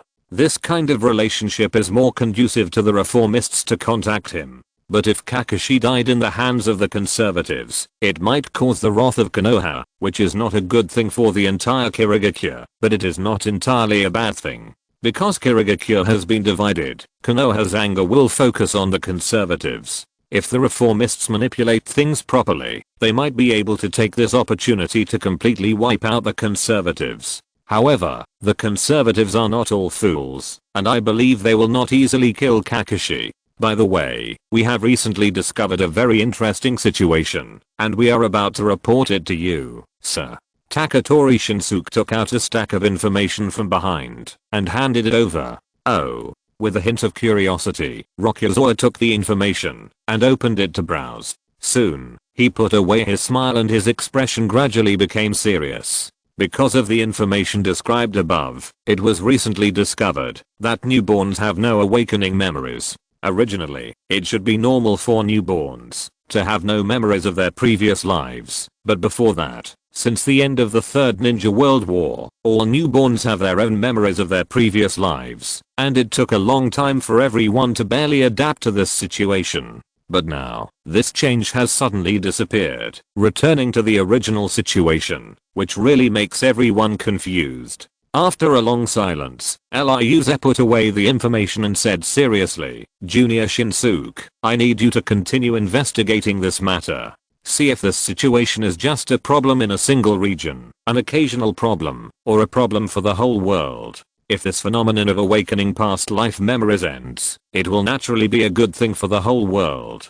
Because awakening past life memories is like a golden finger for everyone. They can use the memories of their past lives to seek opportunities or benefits from others in this life. For example, Liuze relied on his memory of Kabuto Yakushi to take action in advance, and obtained many good things from him, such as the impure world reincarnation, immortal arts, and Hashirama cells. In addition to him, there are many other people who rely on their past life memories to seize opportunities or benefits. The entire ninja world has caused great chaos and disputes among ninjas because of this struggle. Of course, in addition to the treasure hunt, there are also various grievances and hatreds brought about by past life memories, which make the relationship between ninjas extremely tense and chaotic. If the phenomenon of awakening past life memories disappears, this chaos caused by memories will naturally disappear, and the world will return to stability. Of course, LIUs and those who have awakened their past life memories also have their own selfish motives. When everyone has this golden finger, the individual advantage is very small. After all, you have it, and I have it, and we are all the same. But if the latecomers lose their golden fingers, then their advantages will be highlighted. From this perspective, he naturally hopes that the latecomers will return to their original state and no longer awaken past life memories. Chapter 165, Corpse Progress. Yes, I will immediately ask my subordinates to expand the scope of the investigation and statistics. Taketori Shinsuke nodded. By the way, how is the medical team's research on the corpse bone vein? Liuze asked again. It has been half a year since the last clearing of the air ninjas, and with the data they stole from Shening, the clan's research on the corpse bone vein has improved a lot. Hearing this, Taketori Shinsuke immediately took out another piece of information and handed it over, overjoyed, and said, "Congratulations, sir. Just last night, the medical team's research made a major breakthrough. They finally figured out the root cause of the corpse bone vein defect." Oh. Liuze was immediately overjoyed and hurriedly took the information and quickly flipped through it. Soon, he understood everything through the research report in his hand. The defect of the corpse bone vein is mainly the consumption of its own vitality. Their blood limit is different from the general ninjutsu type blood limit. The corpse bone vein is an ability derived from the mutation of bone cells. Every time they use the corpse vein, they have to catalyze the proliferation of bone cells.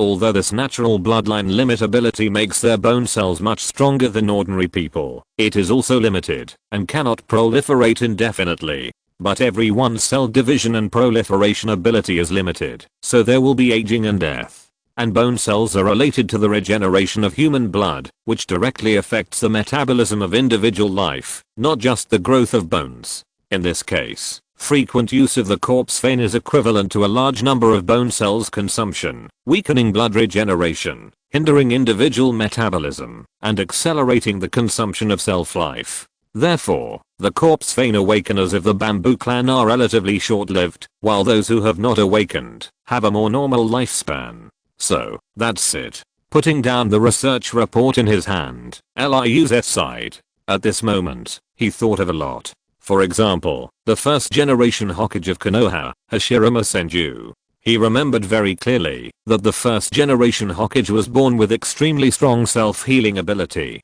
No matter what kind of fatal injury, as long as the opponent is still breathing, he can use that powerful self-healing ability to recover as before. This can be verified from the 5th Hokage Tsunade. I still remember that when the 5 Kages fought against Uchiha Madara, the opponent used the light blade of Susanoo to pierce Tsunade's chest and abdomen. But even with such a serious fatal injury, Tsunade still survived with the self-healing ability of the 100 healings technique. Uchiha Madara once commented that Tsunade's self-healing ability can be compared to Senju Hashirama, but Hashirama does not need the assistance of the technique, and can reach that level only by his own ability.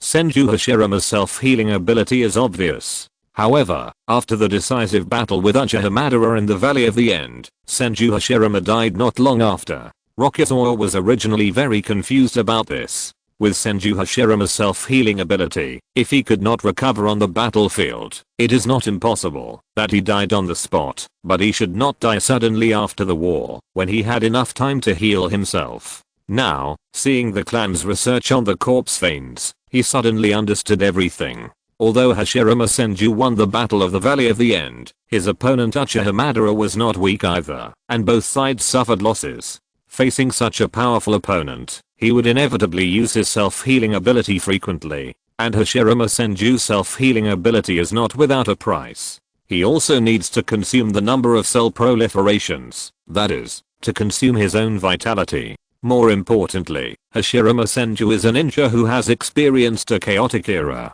He has stepped onto the battlefield when he was very young. He has experienced countless battles and suffered countless injuries in his life. In other words, when Hashirama Senju fought Uchiha Madara, his lifespan was actually not much. It was precisely because of that shocking battle that Hashirama Senju exhausted his already limited vitality. Although he still has a strong self-healing ability to heal his injuries, the overall cells have reached the proliferation limit, so he died young. After all, human life is the result of the integration of all cells, not determined by a small number of cells. After calming down, Ryuze came to a conclusion and said with a smile, "So, the way to solve the defects of our corpse vein should be to increase our own vitality and make up for the loss of the corpse vein." Yes, the medical ninjas in the medical class said so too.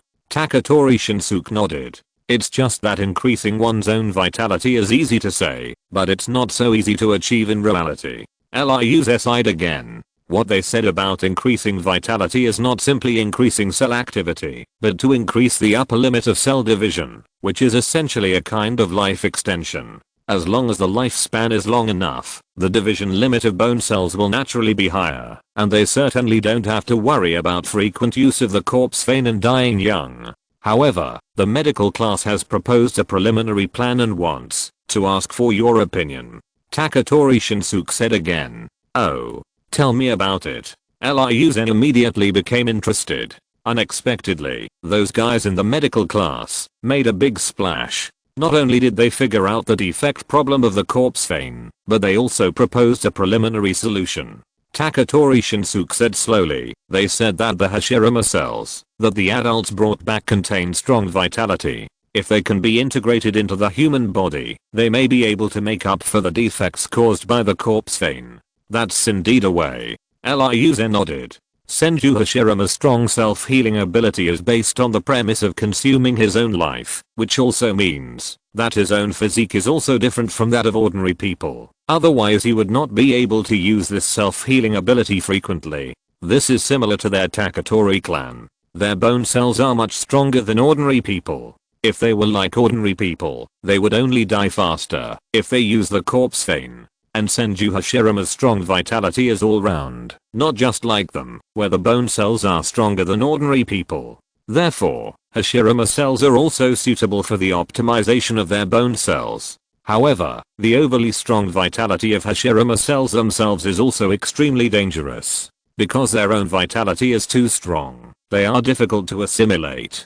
And the result of being difficult to assimilate will lead to rejection or backlash. As far as he knew, Konoha in the previous life had conducted many human experiments using Hashirama cells. Many of the test subjects could not withstand the backlash of Hashirama cells and eventually died, leaving Yamato alone. In addition, there was the right hand of Danzo Shimura in the previous life. It was a prosthetic limb cultivated with Hashirama cells and transplanted with countless Sharingans. The Sharingans transplanted on the prosthetic limbs not only served Danzo's own purpose of using the power of Uchiha, but also had the effect of suppressing the backlash of Hashirama cells. Because both of them had very powerful powers, Orochimaru creatively combined them together and used them to check and balance each other, forming a unique balance, which allowed Danzo to use the prosthetic limb freely.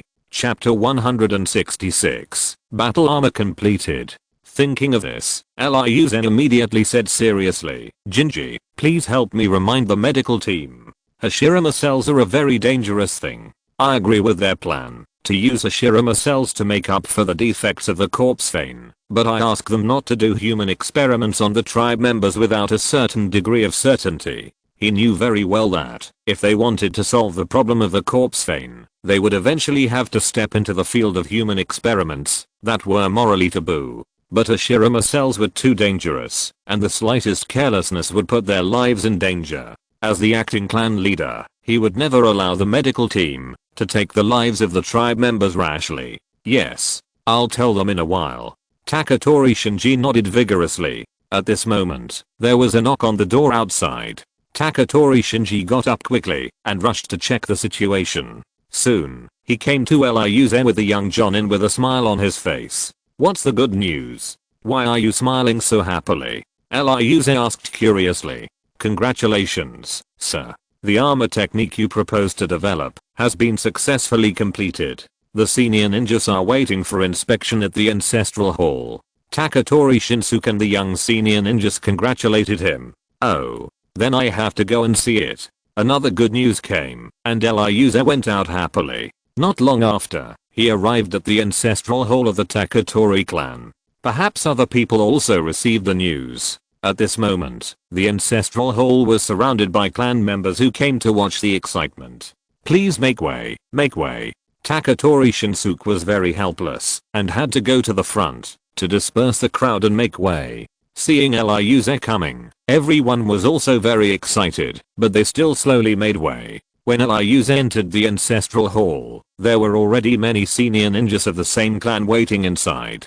Congratulations, sir. The development of the armor technique has been completely completed. Everyone congratulated him. Ryuze waved his hand and urged, don't say anything extra. I just want to know how the complete armor technique is going. Hearing this, a middle-aged man who led the group stepped out and said seriously, report to the adults. The armor technique has been successfully completed. After everyone's simplification and adjustment, the entire set of armor has been evolved into a technique with 42 hand seals. As he spoke, he began to slowly make seals and mobilized chakra to activate his corpse bone veins. Seeing that, bone spurs drilled out of his body surface and connected to transform into pieces of bone plates. And under the control of the other party, the bone plates further changed into more specific forms, such as chest armor, arm armor, leg armor. When the middle-aged man completely stopped making seals, the many bones covering his body surface also completely stopped changing their shapes and solidified into a set of grey-white full body armor. Good. Ryuze applauded and praised. This set of armor has restored 90% of his original manuscript, but it lacks a lot of special patterns and decorative structures. It was much stronger than the incomplete experimental product that was used to clear out the air ninja last time. Then, the middle-aged man lifted the visor and introduced it carefully. This armor covers a very wide area, and only special parts such as elbows and armpits have certain gaps. When we face saturation attacks, we can slightly activate the corpse vein to fuse and connect these armors, erase all gaps, and then form a 100% closed defense. As he said, he activated the corpse vein again to start the demonstration. Seeing that the independent armor modules on his body were like soft rubber, they were blended together by a strange force, and no gaps could be seen. However, the gaps on the armor exist to facilitate our daily activities, so under normal circumstances, I suggest that you do not fuse and erase them at will. After the demonstration, the middle-aged man restored the armor to its original state, revealing the gaps. It is precisely because of the existence of those gaps that they can move their limbs while wearing the armor, but if all the gaps are melted and erased, they will be like being frozen in a piece of ice, and naturally they will not be able to move anymore. What about defense? How is the defense capability of the complete armor? Ryuze asked excitedly. After taking a schematic look at the armor on his body, the middle-aged man continued, because the armor is more complete as a whole, and the various force-removing structures complement each other, its defense capability has increased by nearly 30% compared to the last test. If we meet that Shenin again, judging from the power he showed at that time, it will be difficult for him to hurt us again. We can even ignore the ninjutsu of ordinary jonin. Except for a very small number of strong ones, ordinary ninjas can hardly pose a threat to us. So, we can almost ignore the enemy's use of human wave tactics. Ryuze looked at the armor in front of him again, and he was very excited. Preliminary speculation shows that the complete armor already has the defense capability of the first stage of the skull-shaped Susanoo. Although it is not the best, he is already very satisfied. Just as his fellow jonin said, this level of defensibility is no longer something that ordinary people can break. They no longer worry about the human wave tactics and can easily fight one against many. And relying on the strength of this set of armor, any Taketori jonin has the qualifications to be among the strong. For example, when they came back from the end of the war earlier, they used 12 Taketori jonin to block a ninja sword user, Miri Shinpachi. But now, with this set of armor, the survivability is enhanced, and any Taketori jonin can deal with Miri Shinpachi. Maybe, they have not improved much in lethality and attack moves, and they will still suffer when facing Miri Shinpachi, but the improvement of survivability has given them more possibilities in battle. Because the strong survivability can allow them to make countless mistakes, but Miri Shinpachi, who lacks this defensive ability, can't. Any mistake is likely to be killed directly by them. This is the improvement in comprehensive combat effectiveness brought by this set of armor to the Taketori clan. Not only that, the middle-aged man nodded and continued, because the structure of the armor is too complicated, we have abandoned some decorative structures and textures. But even so, the complex morphological changes still make the bone structure of our armor very tight, which is harder than the bone spurs we usually use. So, if we further improve the various delicate patterns on the armor and make the bone structure of the armor tighter, we can further enhance the armor's defense. In other words, the more delicate the armor is, the higher the bone density, and the stronger the defense. Liu-zen immediately understood what the other party meant. Yes, that's it. The middle-aged man nodded repeatedly. This is actually an effect brought about by the extreme condensation of bones, which is similar to the theory of chakra's morphological changes. Chapter 167. Rebellious Armor. Okay. Please record the training methods of this set of armor techniques and officially store them in this ancestral hall for other clan members to learn. Liu-zen looked around and pointed to the scroll on the wall and said, although only the Jonin who have awakened the corpse vein are qualified to learn and use it, the powerful survival guarantee provided by this set of armor techniques can also greatly improve the top strength level of the Taketori clan. Yes, we will sort out the formal training methods as soon as possible. The middle-aged man nodded and said, however, this set of armor techniques is of great significance to our clan.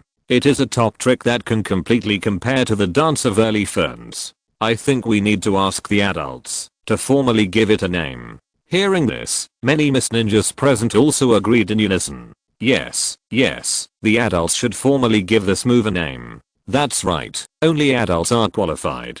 Liu-zen thought for a while, looked up and said, in that case, let's call it Rebellious Armor. Rebellious Armor? Everyone was a little puzzled. Why did you choose such a strange name? The middle-aged man asked with a dry laugh. Rebellion is not a good word, especially for the Bamboo Cutter clan, who had a record of rebellion in their previous lives. The word rebellion is likely to provoke some people's sensitive nerves.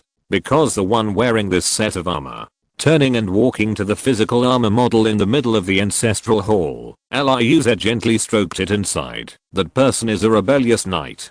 Choose such a name, just as a commemoration of that person. After all, our armor technique is also constructed based on the prototype of that person's armor. The rebellious ward had finally died at the hands of her beloved father. This tragic fate is somewhat similar to that of the Bamboo Cutter clan. Liu-zen only hopes that they will not repeat the same mistake. This name of rebellion also contains a warning meaning. Since the Lord said so, let's decide the name of this set of armor. Everyone agreed. Although no one was very satisfied, they still reluctantly accepted this strange name. By the way, how is the development of chakra mode going on with Meditarumi? Does anyone know? Putting away his joy, Liu-zen suddenly asked everyone. The research and development of chakra mode is much more difficult than rebellious armor, which he knew very early. However, the reformists, who have gathered a quarter of the power of Kirigakure, are very powerful. Even if they fail to develop it successfully, it is impossible that there will be no progress at all. Hearing this, a young female Jonin came out and said seriously, a few days ago, I heard from a friend that their chakra mode has reached the point where it can cover part of the human body. However, it will take a long time to study before it can completely cover the human body. Fortunately, at least there is some progress. Liu-zen nodded. Then, he instructed everyone, okay, please quickly sort out the practice method of the rebel armor, so that everyone can practice it formally. When the rebel armor is fully popularized in the clan, the strength of our Taketori clan will be greatly improved. The strong protection provided by the rebel armor can greatly improve the user's survivability. And as the survivability improves, the comprehensive combat ability will naturally improve. It is no exaggeration to say that a Taketori Jonin who masters the rebel armor is difficult to find a threat in the current Water Kingdom. Maybe there are many people who can fight against or defeat him, but there are definitely only a handful of people who can kill him. Even if you look at the entire ninja world, the comprehensive strength of the Taketori Jonin who masters the rebel armor is relatively advanced. The only thing that makes Liu's feel sorry is that their population base is too small.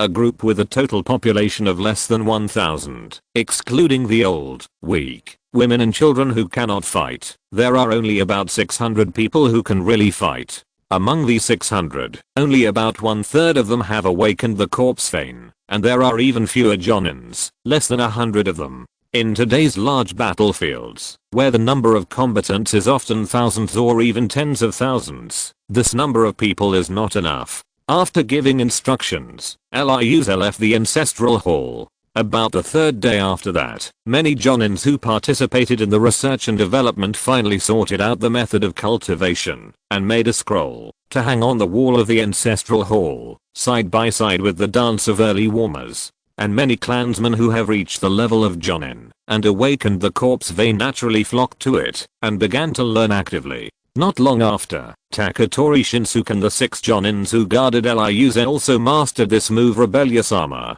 Sir, we recently discovered that this move Rebellious Armor has a very special way of using it. Seeing Eliusa finish his daily training, Taketori Shinsuke whispered, "Very special way of using it? How special can it be?" Eliusa was quite curious about this. "My lord, please look." Taketori Shinsuke did not say it clearly, but instead quickly changed his hand seals and concentrated the chakra in his hands. When the 42 hand seals were completed in one go, he suddenly landed a palm on Eliusa's shoulder.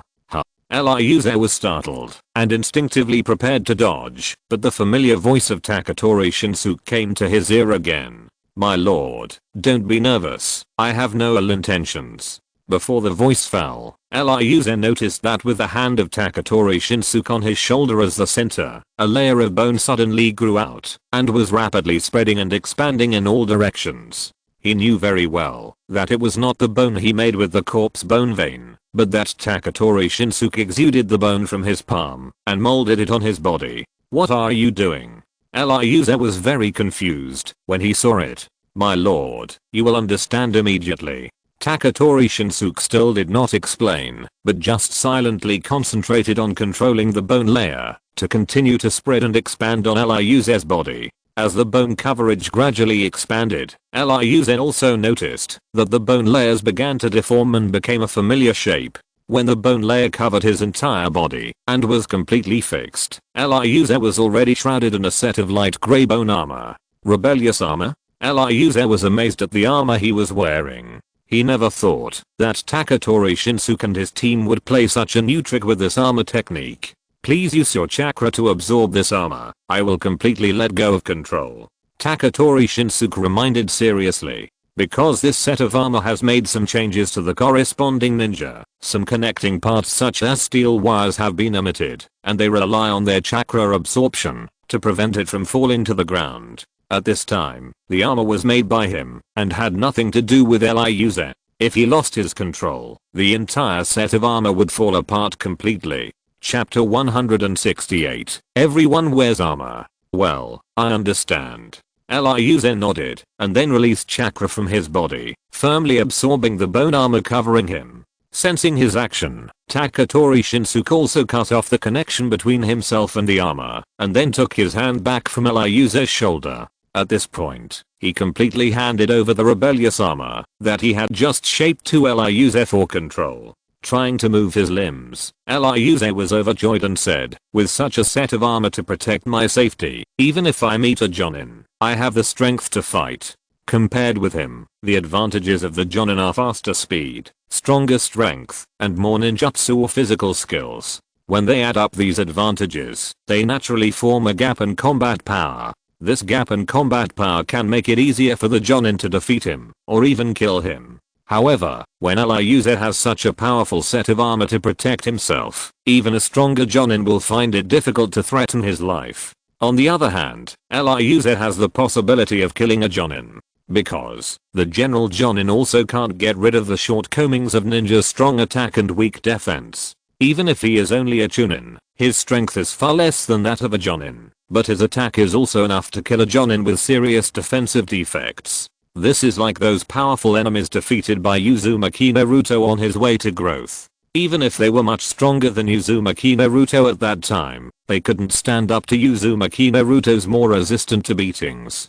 because Uzumaki Naruto would not be in danger of his life if he took 10 heavy blows from them, but on the contrary, they were physically fragile and couldn't withstand a single heavy blow from Uzumaki Naruto. This is the powerful combat advantage brought by survivability. Even when facing an opponent stronger than oneself, one can use strong survivability to resist, and then slowly look for opportunities to turn defeat into victory. Then, Liu's heart moved, and then he returned to the practice ground again wearing armor, and started daily training again. Because it was the first time he wore armor, he was obviously not used to it, and the armor itself had certain restrictions on the flexibility of the body, so many moves were a little out of shape when practicing. However, Liu was still excited and practiced all the moves he had learned while wearing armor.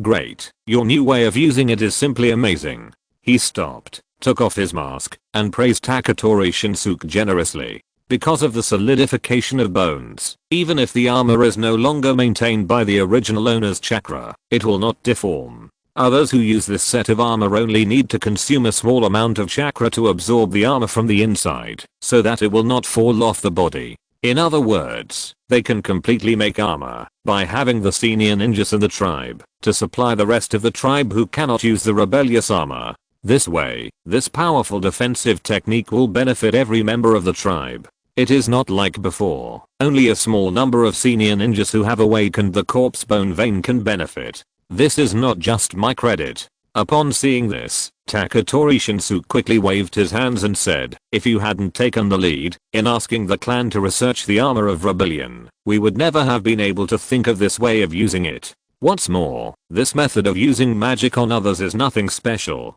Others will be able to think of it sooner or later. Your Excellency doesn't need to praise us anymore. The most important thing right now is to popularize this flexible method of use in the clan. That's right, that's right. Rokuze nodded repeatedly and said, Jinsuke Jonin, please pass on my order and let all the garrison personnel in the clan be equipped with a set of armor. Also, all fellow clansmen who go out on missions in the future must also wear armor when they go out.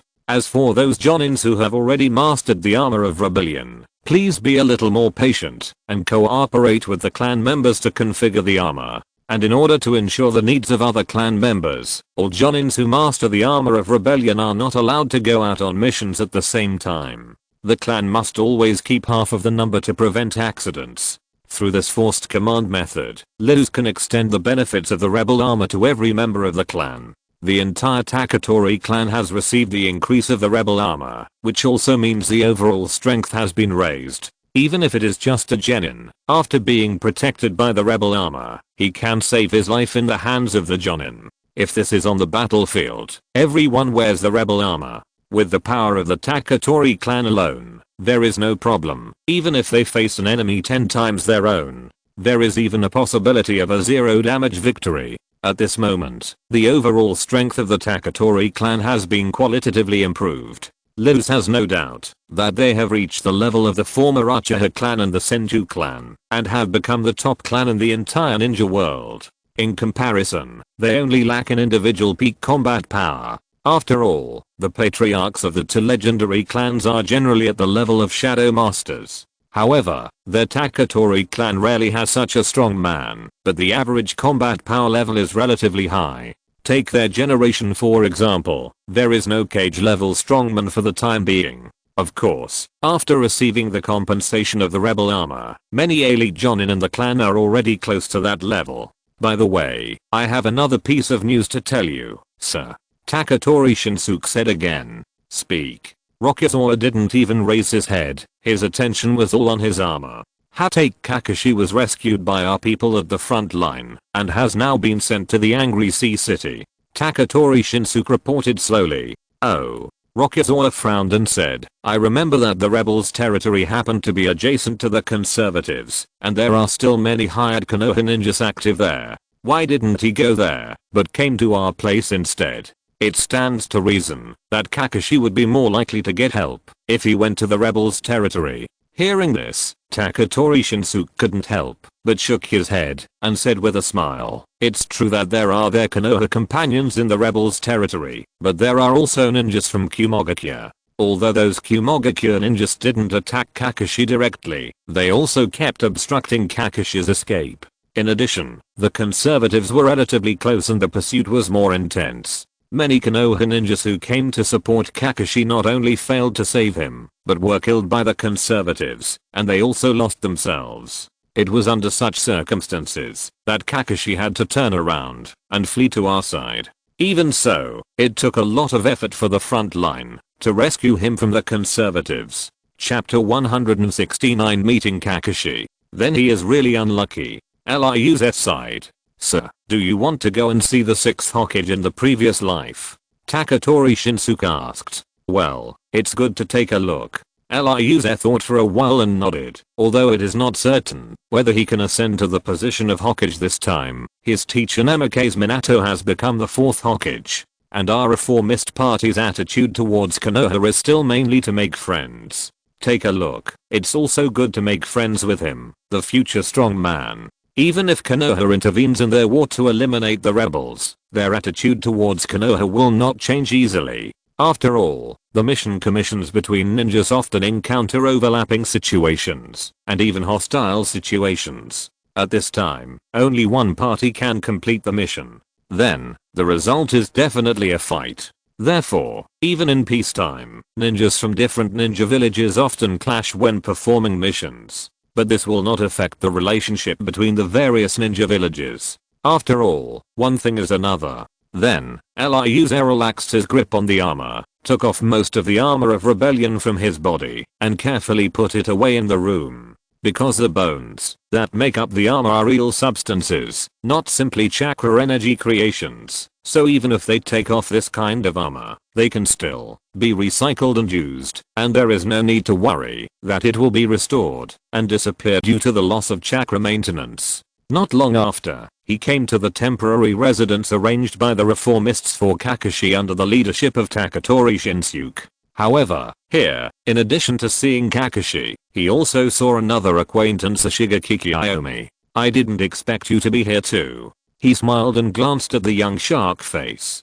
There's no way. In order to repay Uchiha Obito's favor, they were involved. Ashigakiki Iomi looked helpless. For this matter, they were chased by the conservatives all the way. If it weren't for his familiarity with the land of water, I'm afraid Kakashi wouldn't have been able to get here alone, and would have been caught by the conservatives long ago. Then, Liuza looked at the young ninja next to him who was wearing a mask, and had short silver hair. Nice to meet you, Konoha's copy ninja Hatake Kakashi. I'm Taketori Rokuze, the acting patriarch of the Taketori clan. He greeted calmly. Hello, nice to meet you too, acting Taketori. Kakashi stood up and nodded seriously. You failed to rescue Nohara-in, and Uchiha Obito was also involved. I wonder what your next plan is? Rokuze sat down slowly and asked curiously. Maybe, you will stay in the land of water for a while to further collect intelligence, and then consider saving people. Kakashi did not hide it.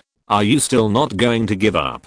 Rokuze shook his head slightly after hearing this, and then said, it is almost impossible for you to save people from the conservatives with your own strength. But if I give up, how can I go back to see my teacher? How can I face everyone's trust in me? Kakashi's eyes were very serious. As a former Hokage, he deeply knew what he should do, and what he should not do. Hearing this, Liuza looked at Kakashi deeply, sighed softly, and said nothing more. Alas, Konoha Hokage has always shown a bright image. It would be inappropriate for Kakashi to abandon his companions. Oh, by the way, there is a happy event in your Konoha recently. I wonder if you have heard about it? Liuza changed the subject and said. Happy event? What happy event? Kakashi was confused. During this period of time, he was almost always being hunted, so he didn't pay much attention to other news. Picking up the teacup on the small table in front of him, and taking a sip, Liuza said slowly, your teacher's son, the 7th generation Hokage of Konoha in the previous life, the hero who saved the ninja world, Uzumaki Naruto, was born. It has been nearly 10 months since the last truce, and the protagonist of the previous life has reappeared in the form of a baby. Of course, the days when Uzumaki Kushina gave birth were also the days when the assassination was the most serious. Many hostile people infiltrated Konoha, creating countless chaos in Konoha, and took the opportunity to assassinate Uzumaki Kushina, who was weak due to childbirth. Naruto was born.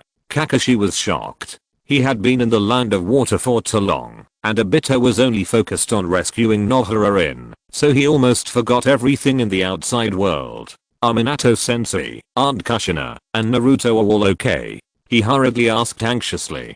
Seeing Kakashi's anxious look, Rokuze deliberately whetted his appetite and said slowly, the day Uzumaki Kushina gave birth was really dangerous to the extreme. Although there are no ambitious people like Uchiha Obito this time, there are many more enemies of Uzumaki Naruto, and other people with ulterior motives who don't want to see him born. They created a lot of chaos inside Konoha, specifically to distract Konoha's attention. It is said that on that day alone, more than 1,000 civilians were killed or injured in Konoha. Hearing this, Kakashi couldn't help but shrink his eyes and clench his fists. As the 6th Hokage in his previous life, he naturally took it as his duty to protect the villagers. Hearing that so many civilians were killed and injured, he was already extremely angry. Rokuze continued calmly. Among the attackers, the most eye-catching ones are undoubtedly the Akatsuki members of the previous life, Angle, and Hidden. They took advantage of the chaos to approach Uzumaki Kushina's delivery room, and easily eliminated the elite guards arranged by Konoha for Uzumaki Kushina, and were even only one step away from killing Uzumaki Kushina.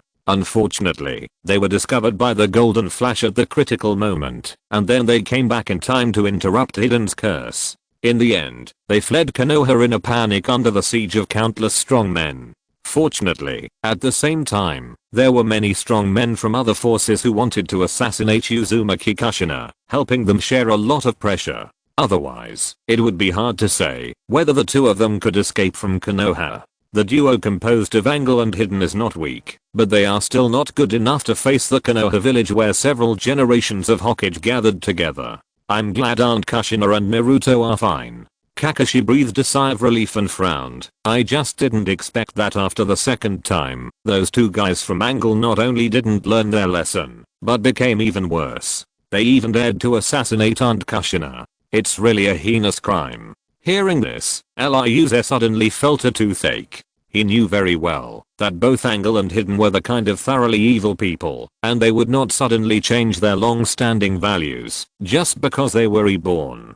They would only sum up their experience, avoid the mistakes they made in the past, and make themselves more evil and cruel. Kakashi's rebuke seemed a bit wishful thinking. If you're listening to this novel on a channel other than Fanfic World, it means they downloaded and uploaded it without effort. We cordially invite you to visit our channel, Mundo Fanfic Novelos. There you'll find the original version of this story and you can explore many other novels of various genres. We're waiting for you to immerse yourself in a world of incredible novels. Chapter 170 Emergency Meeting. In addition to the assassination of Uzumaki Kushina, there was actually another very sensational incident. Unfortunately, everyone's attention was focused on Uzumaki Kushina, so no one paid attention. Rokuze continued slowly. Anything else? What else? Kakashi was anxious. Rokuze shrugged and said, Yakushi Kabuto suddenly appeared in Konoha and took advantage of the chaos to assassinate Shimura Danzo. Unfortunately, the old guy Danzo was very cunning and used a substitute to walk outside early in the morning while the real body was deeply hidden. Yakushi Kabuto succeeded in the assassination, but he only killed a substitute. In the end, because his whereabouts were exposed, he was besieged by countless Konoha elites and had to withdraw from Konoha. Kakashi clenched his fist slightly after hearing this, but then let go of his 5 fingers again. As for Shimura Danzo, he and other people in Konoha didn't like him very much, especially since the other party took advantage of the coma of the 5th generation Hokage in his previous life to forcibly seize power, which made many Konoha ninjas disgusted to the extreme. But in fact, only a few Konoha ninjas know that Shimura Danzo is a hero hidden in the dark, despite his ruthless hands and black heart. He is like the shadow of the Hokage bathing in the sun, always working in the dark, destroying the stability of the enemy's rear, or assassinating key personnel, doing some dirty things that the Hokage cannot do, and always protecting Konoha in this way. Kakashi, who also entered the Konoha to do dirty things for the village, naturally had contact with Danzo, and under the leadership of the other party, he had participated in some things that could not be seen in the light. However, although he understood it, emotionally speaking, it was still difficult for him to accept some of Danzo's practices and ideas. For example, the reason why Pain in his previous life came to destroy Konoha was actually largely due to Danzo.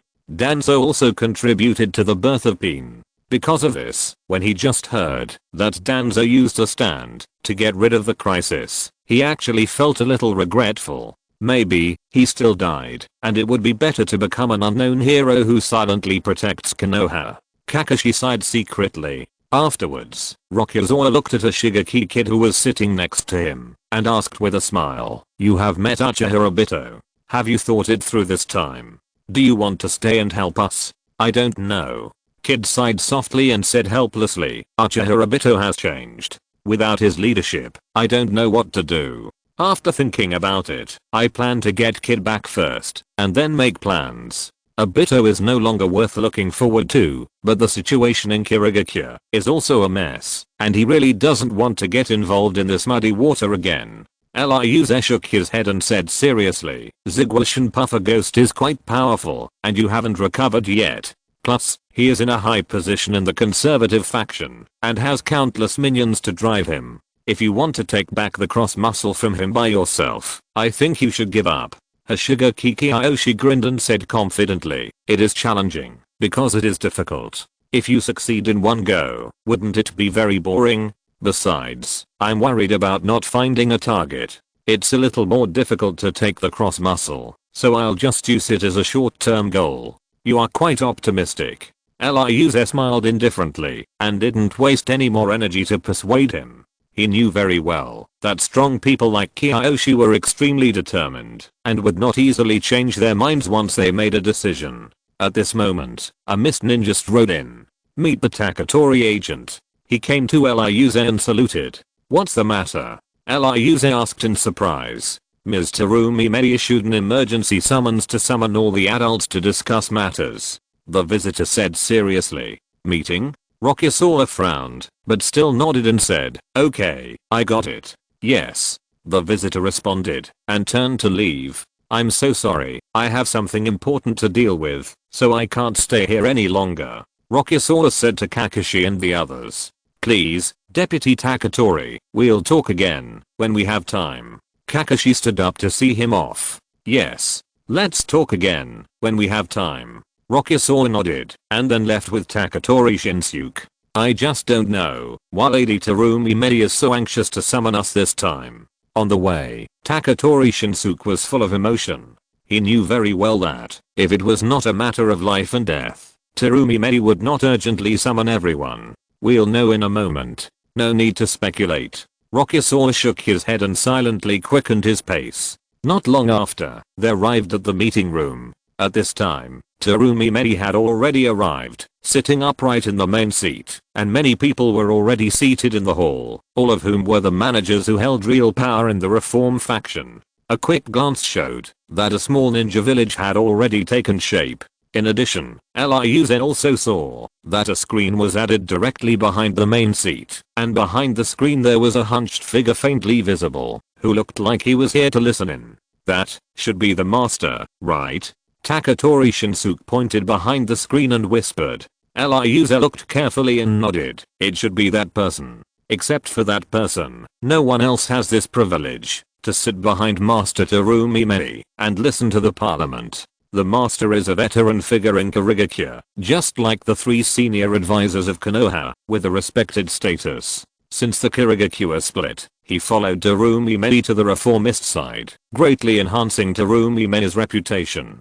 Today, Terumi Medi has become the first choice for the 4th generation Mizukage. As for the former 4th generation Mizukage, Kiragachi Shikura, if he had not been a perfect Jinkriki, he would have almost become a Pasabi. After all, the people of Kirigakure had no good impression of the Mizukage who was once controlled by Uchiha Obito, so they naturally would not expect him to come to the stage again. Even this person has appeared. Today's meeting may not be simple.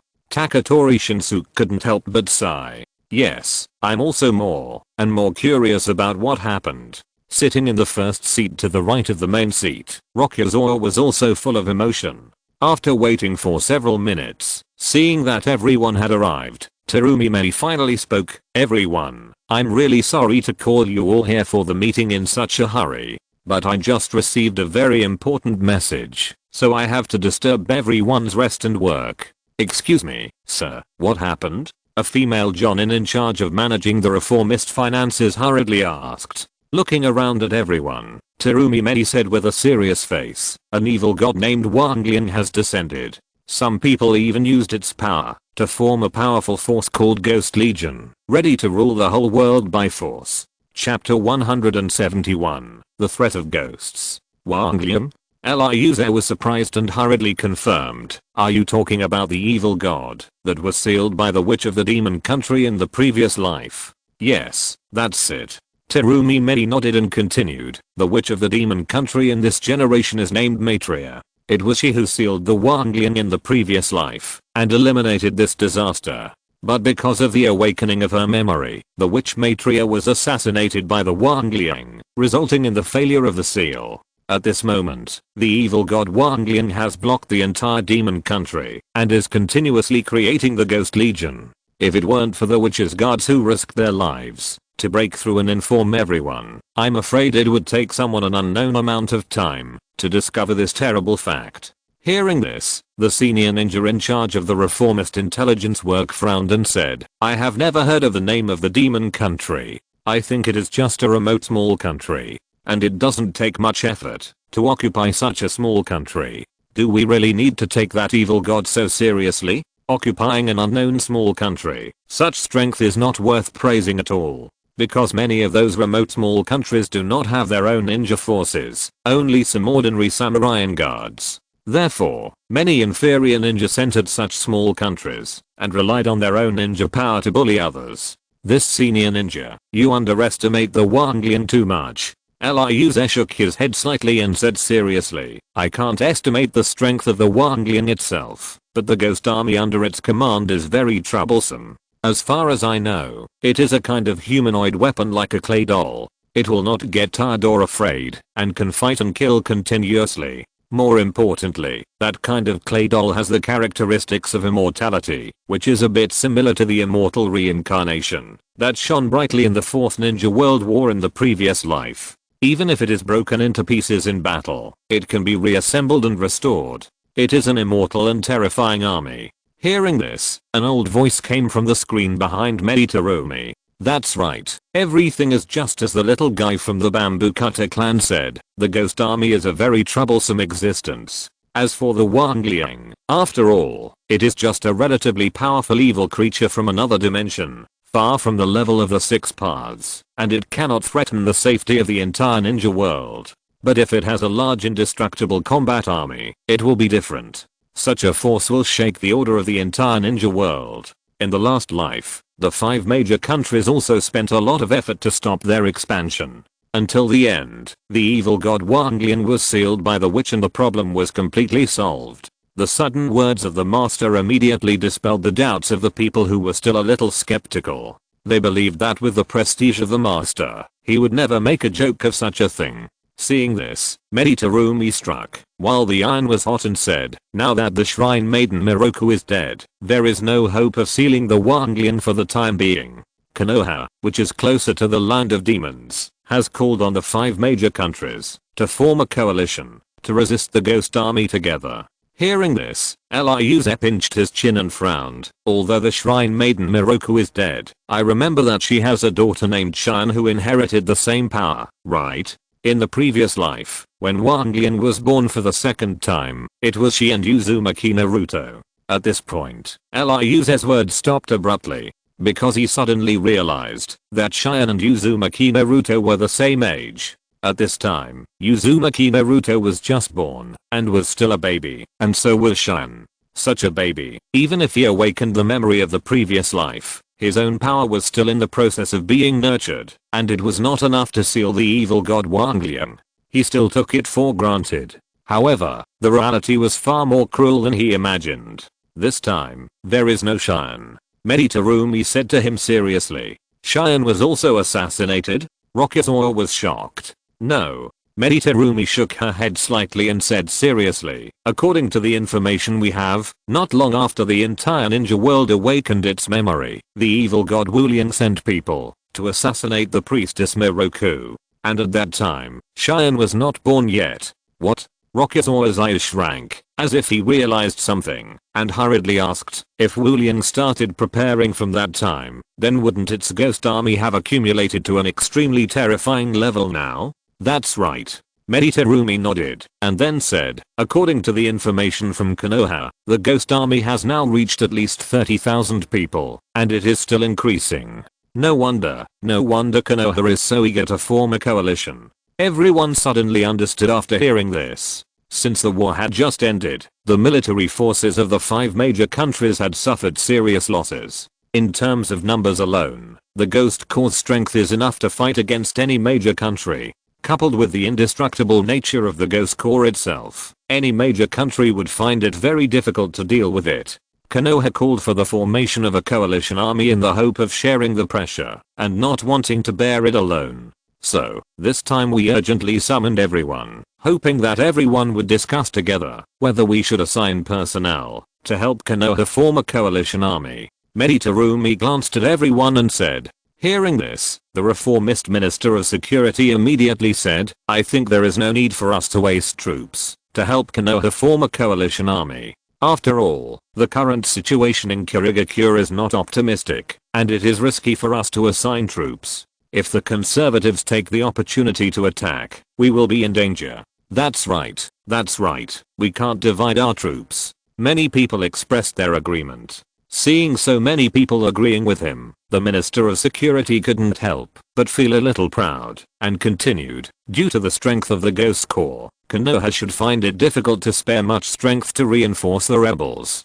Perhaps, we can also take this opportunity to unite the conservatives and neutrals, to kill those rebels in one fell swoop, with the help of the Ghost Corps. To tie down the energy of several other major countries. They can also take advantage of the situation to clean up internal troubles and cut off a way for the other countries to interfere in the internal affairs of Kirigakure. This is a good idea. Everyone nodded and more people agreed. Seeing this, Lyuze shook his head and said slowly, actually, I think we can still help. What's the reason? Deputy Taketori?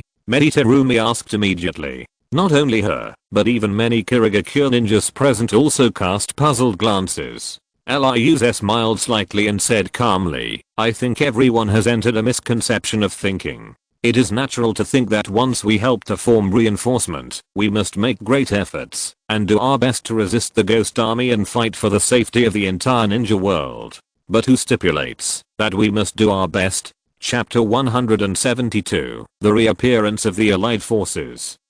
After hearing this, everyone suddenly understood. You mean, we can just send some people to deal with it? But what's the point of that?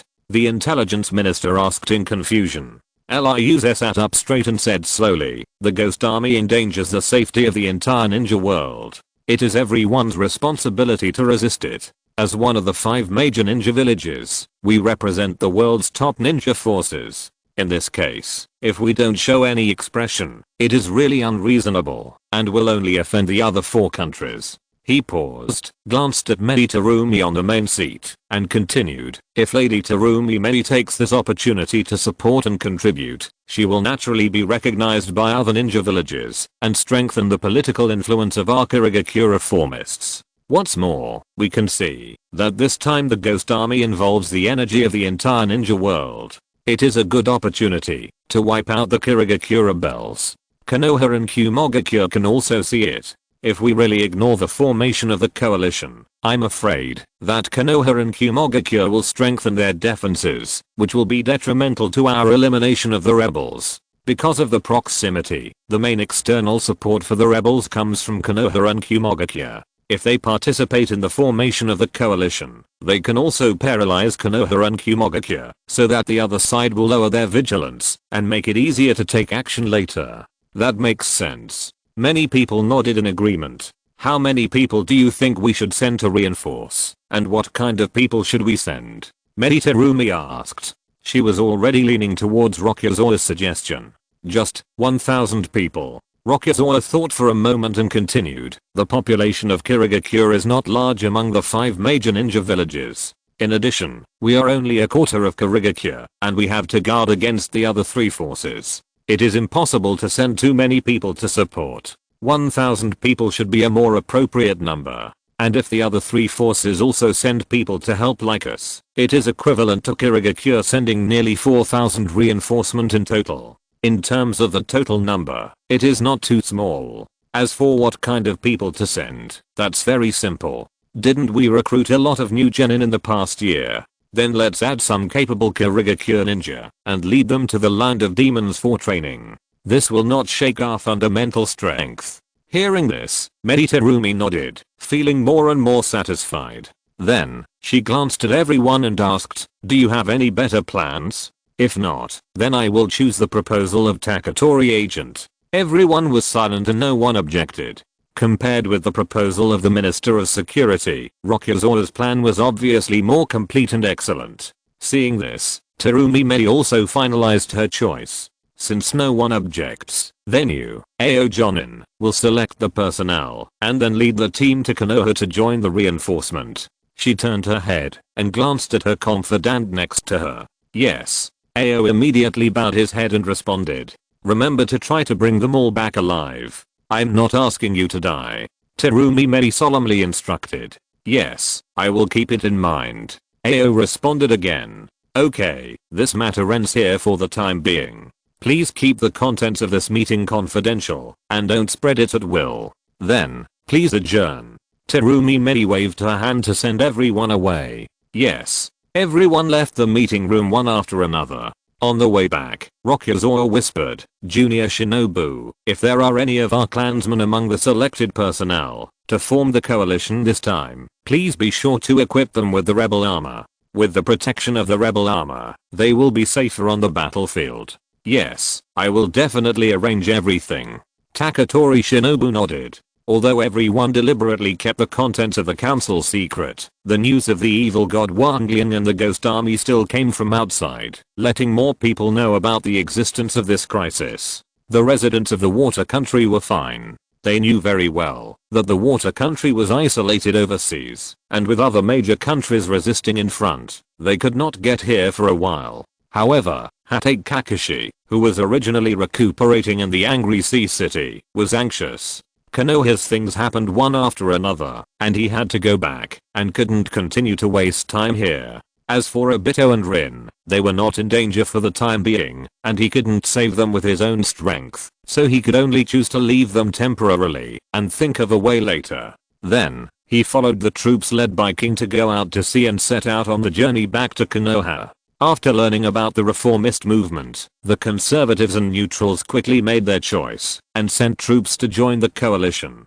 After all, everyone is a smart person and doesn't want to be criticized. Later, with the support of the 5 major countries and the experience of forming a coalition in the previous life, the coalition was formed very smoothly. Among them, Konoha and Sand Village, which are closest to the land of demons, sent the most troops, about 10,000 each. As Iwagakure, Kumogakure, and Mist Village are far away, they are less under pressure from the ghost army, so they don't send many troops, a total of about 13,000. Although it is not as large as the 4th ninja coalition in the previous life, there are more than 30,000 people, which is not worse than the ghost army in terms of quantity. With the completion of the coalition led by Konoha began to enter the land of demons to fight against the ambitious evil god Wulian and its ghost army. As the two sides began to fight, everyone gradually discovered that these so-called ghost armies were not as scary as the legend said. Their individual combat power was only slightly stronger than that of the genin, but they were a bit troublesome because of their immortality. Especially when the number of the coalition was not worse than Thiz, the advantage of the higher average basic quality of the ninjas was revealed. One-on-one, any chunin could easily break them. It's just that they are not real lives, but a strange creation similar to puppets. Even if they are broken, they can quickly reunite and resurrect and join the battle again. In the Fourth Ninja World War in the previous life, the Ninja Alliance, which had experience in dealing with the impure world reincarnation army, immediately used sealing techniques to deal with these immortal clay puppets. In this way, without the advantage of numbers, the average combat power was insufficient, and there were sealing techniques to target them. The ghost army of the ghosts collapsed in front of the ninja coalition. If it weren't for the fact that the sealing talisman was more troublesome to make, and the ninjas who knew the sealing technique were relatively rare, the ghost army would probably be defeated by the coalition in one battle. Even so, the ghost army lost nearly 3,000 people in the first battle. They were sealed by the Ninja Alliance and could never be resurrected. Chapter 173 Awakening Speculation. However, after realizing that the ghost army could not defeat the coalition from the front, the evil god Wu Liang immediately changed his tactics. He shrank the front line, lured the enemy deep into the depths, hid the ghost army underground, and then launched a sneak attack on the ninja coalition that rashly stepped into his attack range. Because the ghost army is a group of clay dolls, there is no life fluctuation. It is not easy to be detected by people, and hidden underground, the perception type ninja can't detect their existence, and the success rate of sneak attacks is extremely high. Therefore, after the evil god Wu Liang changed his tactics, the ninja coalition immediately fell into a bitter battle, and the war turned into a stalemate, and it was impossible to tell the winner for a while. Originally, the coalition high level wanted to send out top strongmen to try to carry out a decapitation operation to solve the ghost army from the source.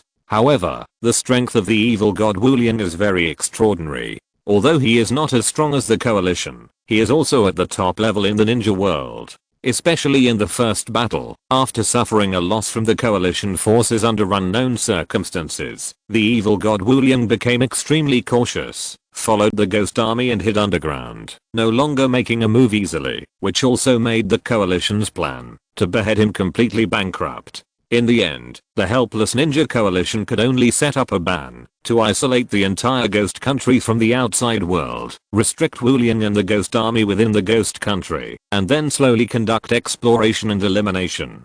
In this way, the war between the coalition and the ghost army was deadlocked. Unknowingly, 2 years passed in a flash. During this period, many forces in the ninja world also took advantage of the energy of large ninja villages such as Konoha being pinned down by the ghost army, and began to secretly develop their own strength. For example, the Rain Country, which had been devastated by war, the leader of the Rain, Hanzo, and the leader of the Akatsuki organization, Yahiko, finally reached a consensus after a long negotiation. The two sides merged into one, quickly pacified the chaos in the Rain Country, and ushered in a new era for the Rain Country. The Water Country is also developing rapidly. The four divided forces are quietly accumulating strength, waiting for the right opportunity to appear. Looking at the statistical report on newborns in the past 3 years, Liuze fell into deep thought. Since he found that the newborns had returned to normal and no longer had the phenomenon of awakening memories more than 2 years ago, he asked the intelligence personnel in the clan to expand the scope of the investigation. To date, he has accumulated a considerable amount of data. Through a large amount of data analysis, he has come to the conclusion that the phenomenon of newborns returning to normal is not limited to the Water Country, but the entire ninja world. Because since they first discovered the birth of a newborn without awakening memory, there have been no newborns with memories of their previous lives in the past 2 years. All newborns have returned to normal. What did you think of, sir? Taketori Shinsuke asked in a low voice. Well, there are indeed some gains. Liuze nodded and said seriously, I originally had 2 guesses about the phenomenon of awakening memories in the entire ninja world. First, some unknown force continued to act on the entire ninja world, so there were many newborns with memories of past lives after the armistice of the Third Ninja World War. Second, some unknown force acted on the entire ninja world for a short time, so everyone awakened their memories of past lives. But the second guess can't explain those strange babies born after the war. Taketori Shinsuke raised his doubts without hesitation. Yes, I originally thought so. Liuze nodded and continued, but after carefully analyzing the data of this newborn, I found that I was wrong. Ah. Taketori Shinsuke was surprised and asked hurriedly, why is this? Hearing this, Ryuze handed over the information in his hand again, indicating, look at the statistics above. When was the last wave of newborns who awakened their memories? Taketori Shinsuke immediately took the information and began to check it, and soon came to a conclusion. It was about 10 months after the war. After October, almost all newborns returned to normal. He replied seriously. October, don't you think this time is special? Ryuze blinked and asked back. What's special about this time? Taketori Shinsuke didn't care. Think about it again. This time is very special for humans. Ryuze solemnly hinted again. Hearing this, Taketori Shinsuke also fell into deep thought. October. What's so special about 10 months for humans? Suddenly, a flash of inspiration came to Taketori Shinsuke's mind, and he couldn't help but exclaimed, October is the time it takes for a baby to be born. That's right, 10 months is exactly the time it takes for a baby to be born. Rokuze nodded and continued, before the 10th month, although the baby has not really been born from the mother's body, she has actually coexisted with the mother's body and objectively exists in the world. Therefore, they were affected by that unknown force in the mother's body, and their memories were not awakened after birth. So, in these statistics, there will be babies with awakened memories born in the 10th month after the war. Analyze my first guess in reverse. If that unknown force is continuously acting on the entire ninja world, then in the 10th month after the war, those babies who were just conceived, but not born in their mother's body should also have their memories awakened. Then, in the 10th month after the war, until the 20th month after the war, there should be babies with awakened memories born. But that's not the case. The birth of babies with awakened memories only lasted until the 10th month after the war. This means that the unknown force only acted on the entire ninja world in an instant, and the time of action should be the day when all of us awakened our memories, or even the moment. So that's it. Taketori Shinsuke suddenly realized. He didn't even think that with just a statistical data of newborns, their acting clan leader could analyze so much information, which was really admirable. But, sir, do you think that the unknown force that awakened everyone's memory was man-made, or a miracle of nature? Taketori Shinsuke asked again curiously. It is really incredible that such a great power and miracle can be produced naturally, but if it is said that man-made power can reach the point of affecting the entire ninja world, he also can't believe it. This, I can't judge. Ryuze shook his head, his face serious, and said, during the 4th Ninja World War in the previous life, Uchiha Madara once performed a terrible illusion called Infinite Tsukuyomi. With the power of this illusion, he shrouded all the creatures in the entire ninja world in an illusion. So, I can't be sure now whether this is a man-made effect or a miracle of nature.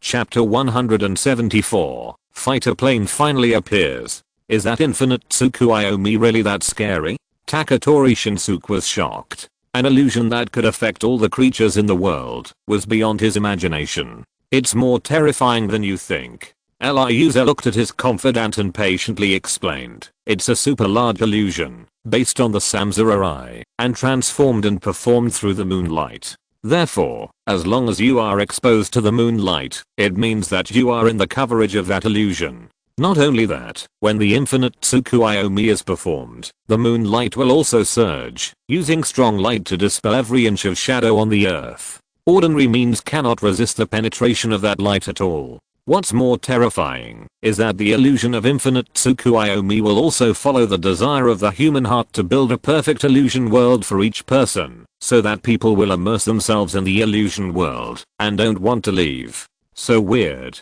Taketori Shinsuke was scared and sweated. Just hearing Ryuze's description, he was already terrified. This is no longer a power that humans can possess, it is comparable to a god. Thinking of this, he couldn't help but stammer, Sir, you said, are we now, in the illusion of Infinite Tsukuyomi? If we were in that terrifying illusion, then the strange event of awakening memory seemed to have a reasonable explanation. No. Ryuze shook his head and said firmly, I can tell you with certainty that we are not in the illusion of Infinite Tsukuyomi. The activation of Infinite Tsukuyomi has an obvious sign of strong light, but in his memory, this sign has never appeared. That is to say, the phenomenon of awakening memory really exists, and the unknown force that caused this phenomenon is too terrible. Taketori Shinsuke sighed. If he was in the world of illusion, he could easily accept this. Because illusion is false, it can create all impossible things. But when this originally impossible thing really exists, it seems that the root of all this is too terrible. He felt that he had vaguely touched some indescribable horror. This kind of thing is far beyond our scope of cognition.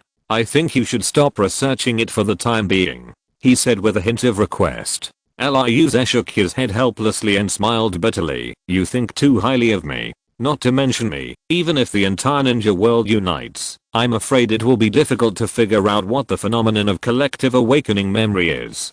People should have self-knowledge, and he has always maintained this advantage very well. Forget it, let's not talk about this. How is the investigation of the old clan leader going? Ryuze asked a different topic. Hearing this, Taketori Shinsuke carefully took out a scroll from behind and said seriously, after the long-term efforts of the intelligence personnel in the front, we finally figured out the specific location and personnel deployment of the old clan leader. As he said, he gently unfolded the scroll, and a long map appeared. It was a dungeon, and it also marked the guards and secret sentries of each level, as well as traps and so on. Ryuze nodded and said seriously, for the sake of safety, and to prevent alerting the enemy, tell the intelligence personnel in front that they don't need to continue to gather intelligence, just keep a close eye on them to prevent them from suddenly moving the old clan leader. Since he had already figured out the situation, he naturally didn't want to add any more variables. When are you going to take action, sir? Putting away the scroll, Taketori Shinsuke asked carefully. It's not the right time yet, let's wait a little longer. Ryuze shook his head gently. By the way, I heard that when the conservatives arrested Uchiha Obito, they put a curse on Nohara in, so they could easily make Uchiha Obito surrender. Just in case, I want you to secretly find another strong man who is good at sealing, and prepare to rescue the old clan leader. He reminded again. Yes. Taketori Shinsuke responded and prepared to leave immediately. At this moment, a Mist Ninja hurried in. Report to the sir, there is an emergency. The visitor handed over a letter. Taketori Shinsuke did not dare to neglect it. He took it and checked it immediately and then handed it to Ryuze. After reading the letter, Ryuze couldn't help but reveal a knowing smile on his face. My lord, have you received any good news? Taketori Shinsuke asked carefully. Ryuze handed the letter over and said with a smile, the ninja coalition has finally locked the specific location of the evil god Wu Liang and is ready to start a decisive battle. After taking the letter, Taketori Shinsuke immediately confirmed the news. This is really good news. He couldn't help but exclaimed. The ninja coalition launched a decisive battle, and the 4 major ninja villages headed by Konoha naturally had no energy to take care of the outside world for the time being. Then, this is also the best time for them to wipe out the rebel forces. Let's go. I think the messenger who mobilized us to go to war is on the way. Looking at his confidant, Ryuze immediately walked out in a happy mood. Sure enough, the two had just gone out and not far away when a Mist Ninja came to them. Meet the deputy Taketori. Lady Terumi Mei is urgently summoning everyone to the meeting hall. Yes, I know. Ryuze waved his hand and continued to move forward, and the Mist Ninja also used the instant body technique to disappear on the spot. Not long after, he came to the meeting hall of the reformists. Perhaps they had guessed what Terumi was going to do, and many people's faces were extremely solemn. War always kills people. No one knows whether they will be the next to die. However, some people are eager to try, with excitement on their faces. Because war is also a ladder for them to show themselves and quickly promote themselves. When everyone was seated, Terumi Mei immediately said, I believe everyone has received the news. The ninja coalition is about to have a decisive battle with Wu Liang and her ghost army, and this is also the best time for us to wipe out the rebel forces. Having said that, the attitude of the conservatives and neutrals is also very important. If they are unwilling to cooperate, or even take the opportunity to sneak attack us, the result will be disastrous. The Minister of Security said seriously.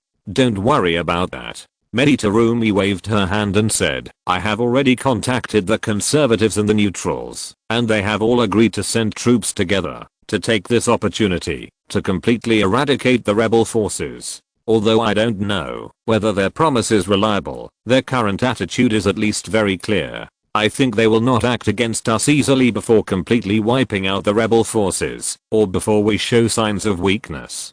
Don't worry too much, just be on guard. Respond to all changes by remaining unchanged. Chapter 175. Prepare for a rainy day. Now, do you have any comments to add? Terumi looked at everyone and asked, excuse me, how many troops are you going to mobilize to join the war? The head of the logistics department pushed the frame of his glasses on his nose and asked. As the person in charge of logistics material dispatch, he cannot act blindly. He must know the approximate number of participants in the war in order to roughly estimate the material demand and then accurately grasp the allocation and flow of materials. Terumi pondered for a while and said slowly, let's mobilize 3,000 people. 1,000 of them are newly recruited ninjas in recent years. It's just right to take them to the battlefield for training. The other 2,000 will be selected from the rest of the permanent mist ninjas. I will send out the mobilization list in a while. After nearly 3 years of rest and precipitation, the strength of the reformists has made great progress. In these 3 years alone, the number of newly recruited ninjas has exceeded 3,000. Of course, most of these newly recruited ninjas are geniuses with wisdom and limited strength. However, those who were already ninjas grew up quickly by absorbing the memories and experiences of their previous lives. There were many geniuses who became jonin at the age of 12 or 13. Especially the younger members of the reform faction like Liuze have shown their fangs and gradually become the backbone of the reform faction. The strength of the reform faction has been greatly enriched. Therefore, in addition to the regular garrison of the Mist Ninja, Terumi can easily mobilize a force of nearly 3,000 people. If it were 3 years ago, the reform faction would probably have to sell everything to get so many people. Excuse me, sir, when are we going to leave? The intelligence minister asked. Early tomorrow morning. Terumi replied seriously. Tomorrow morning? Time is still a bit tight. Everyone began to whisper. Terumi didn't care, glanced at everyone again, and asked, everyone, do you have any opinions? Everyone shook their heads and said nothing. Seeing this, Terumi immediately sent them away. Then, everyone go down and prepare. Hearing this, everyone did not stop and went to the exit of the meeting hall. After everyone else had left, seeing that Rokuze was still sitting there without any intention of moving, Terumi immediately said, does the Taketori agent have anything else to say to me alone? Yes. Rokuze nodded and said seriously, there are indeed some things I want to talk to Master Terumi alone. Then, Terumi dismissed the people around him and gestured, if you have anything to say, please say it quickly. We are in a tight time. I want to borrow a jonin who is good at sealing techniques and a jonin who is a sensory type from you, Master. Rokuze immediately made his request. Although after 3 years of operation, the situation of the Taketori clan has improved a lot after returning to the collective, and many scattered mist ninjas have joined. The affiliated ninja forces are still not as good as those of the Terumi clan and those large clans that have been operating in the mist for a long time. The Taketori clan still does not have any special talents like those who are good at sealing techniques and sensory types. What do you want them to do? Terumi frowned. Rokuze thought for a while, and then told him everything about the capture of the old clan leader. It has come to this point, so there is no need to continue hiding. No wonder you were so nervous when we found relevant information last time, and you deliberately concealed it, and asked us not to continue investigating. Terumi looked enlightened. In the past, they had also found some relevant information inside the rebels, but because of the deliberate concealment of the Bamboo Cutter clan, they did not continue to investigate. So, you plan to take advantage of the opportunity to send people to sneak into the rebels' rear to rescue people while we are fighting on the front line. Terumi immediately guessed Liuze's idea. That's right. This is also our only chance. Liuze nodded. Once the war starts on the front line, whether the rebels are willing or not, they will inevitably mobilize people to resist in the front, and the defense in the rear will inevitably have omissions. This is a perfect time to act. Once the war is stalemate, or it is not favorable to the rebels, they will immediately use hostages, which will be unfavorable to rescue people. Therefore, they must rescue people quickly. How sure are you that you can successfully rescue the people? I don't want to send people to die in vain. Meditarumi asked again seriously. 90%. Rokuze gave an answer without hesitation, and then said, the rebel armor of our clan has been successfully completed, which can greatly improve the user's survivability. Even an ordinary Jonin can protect himself when he encounters the tail beast Jinchuriki alone. And with the start of the frontline war, the rebels should not have too many high-end combat forces left in the rear. As long as they are not surrounded by the ninja army, the rebel armor is enough for them to come and go freely. Rebel armor? You are really surprising.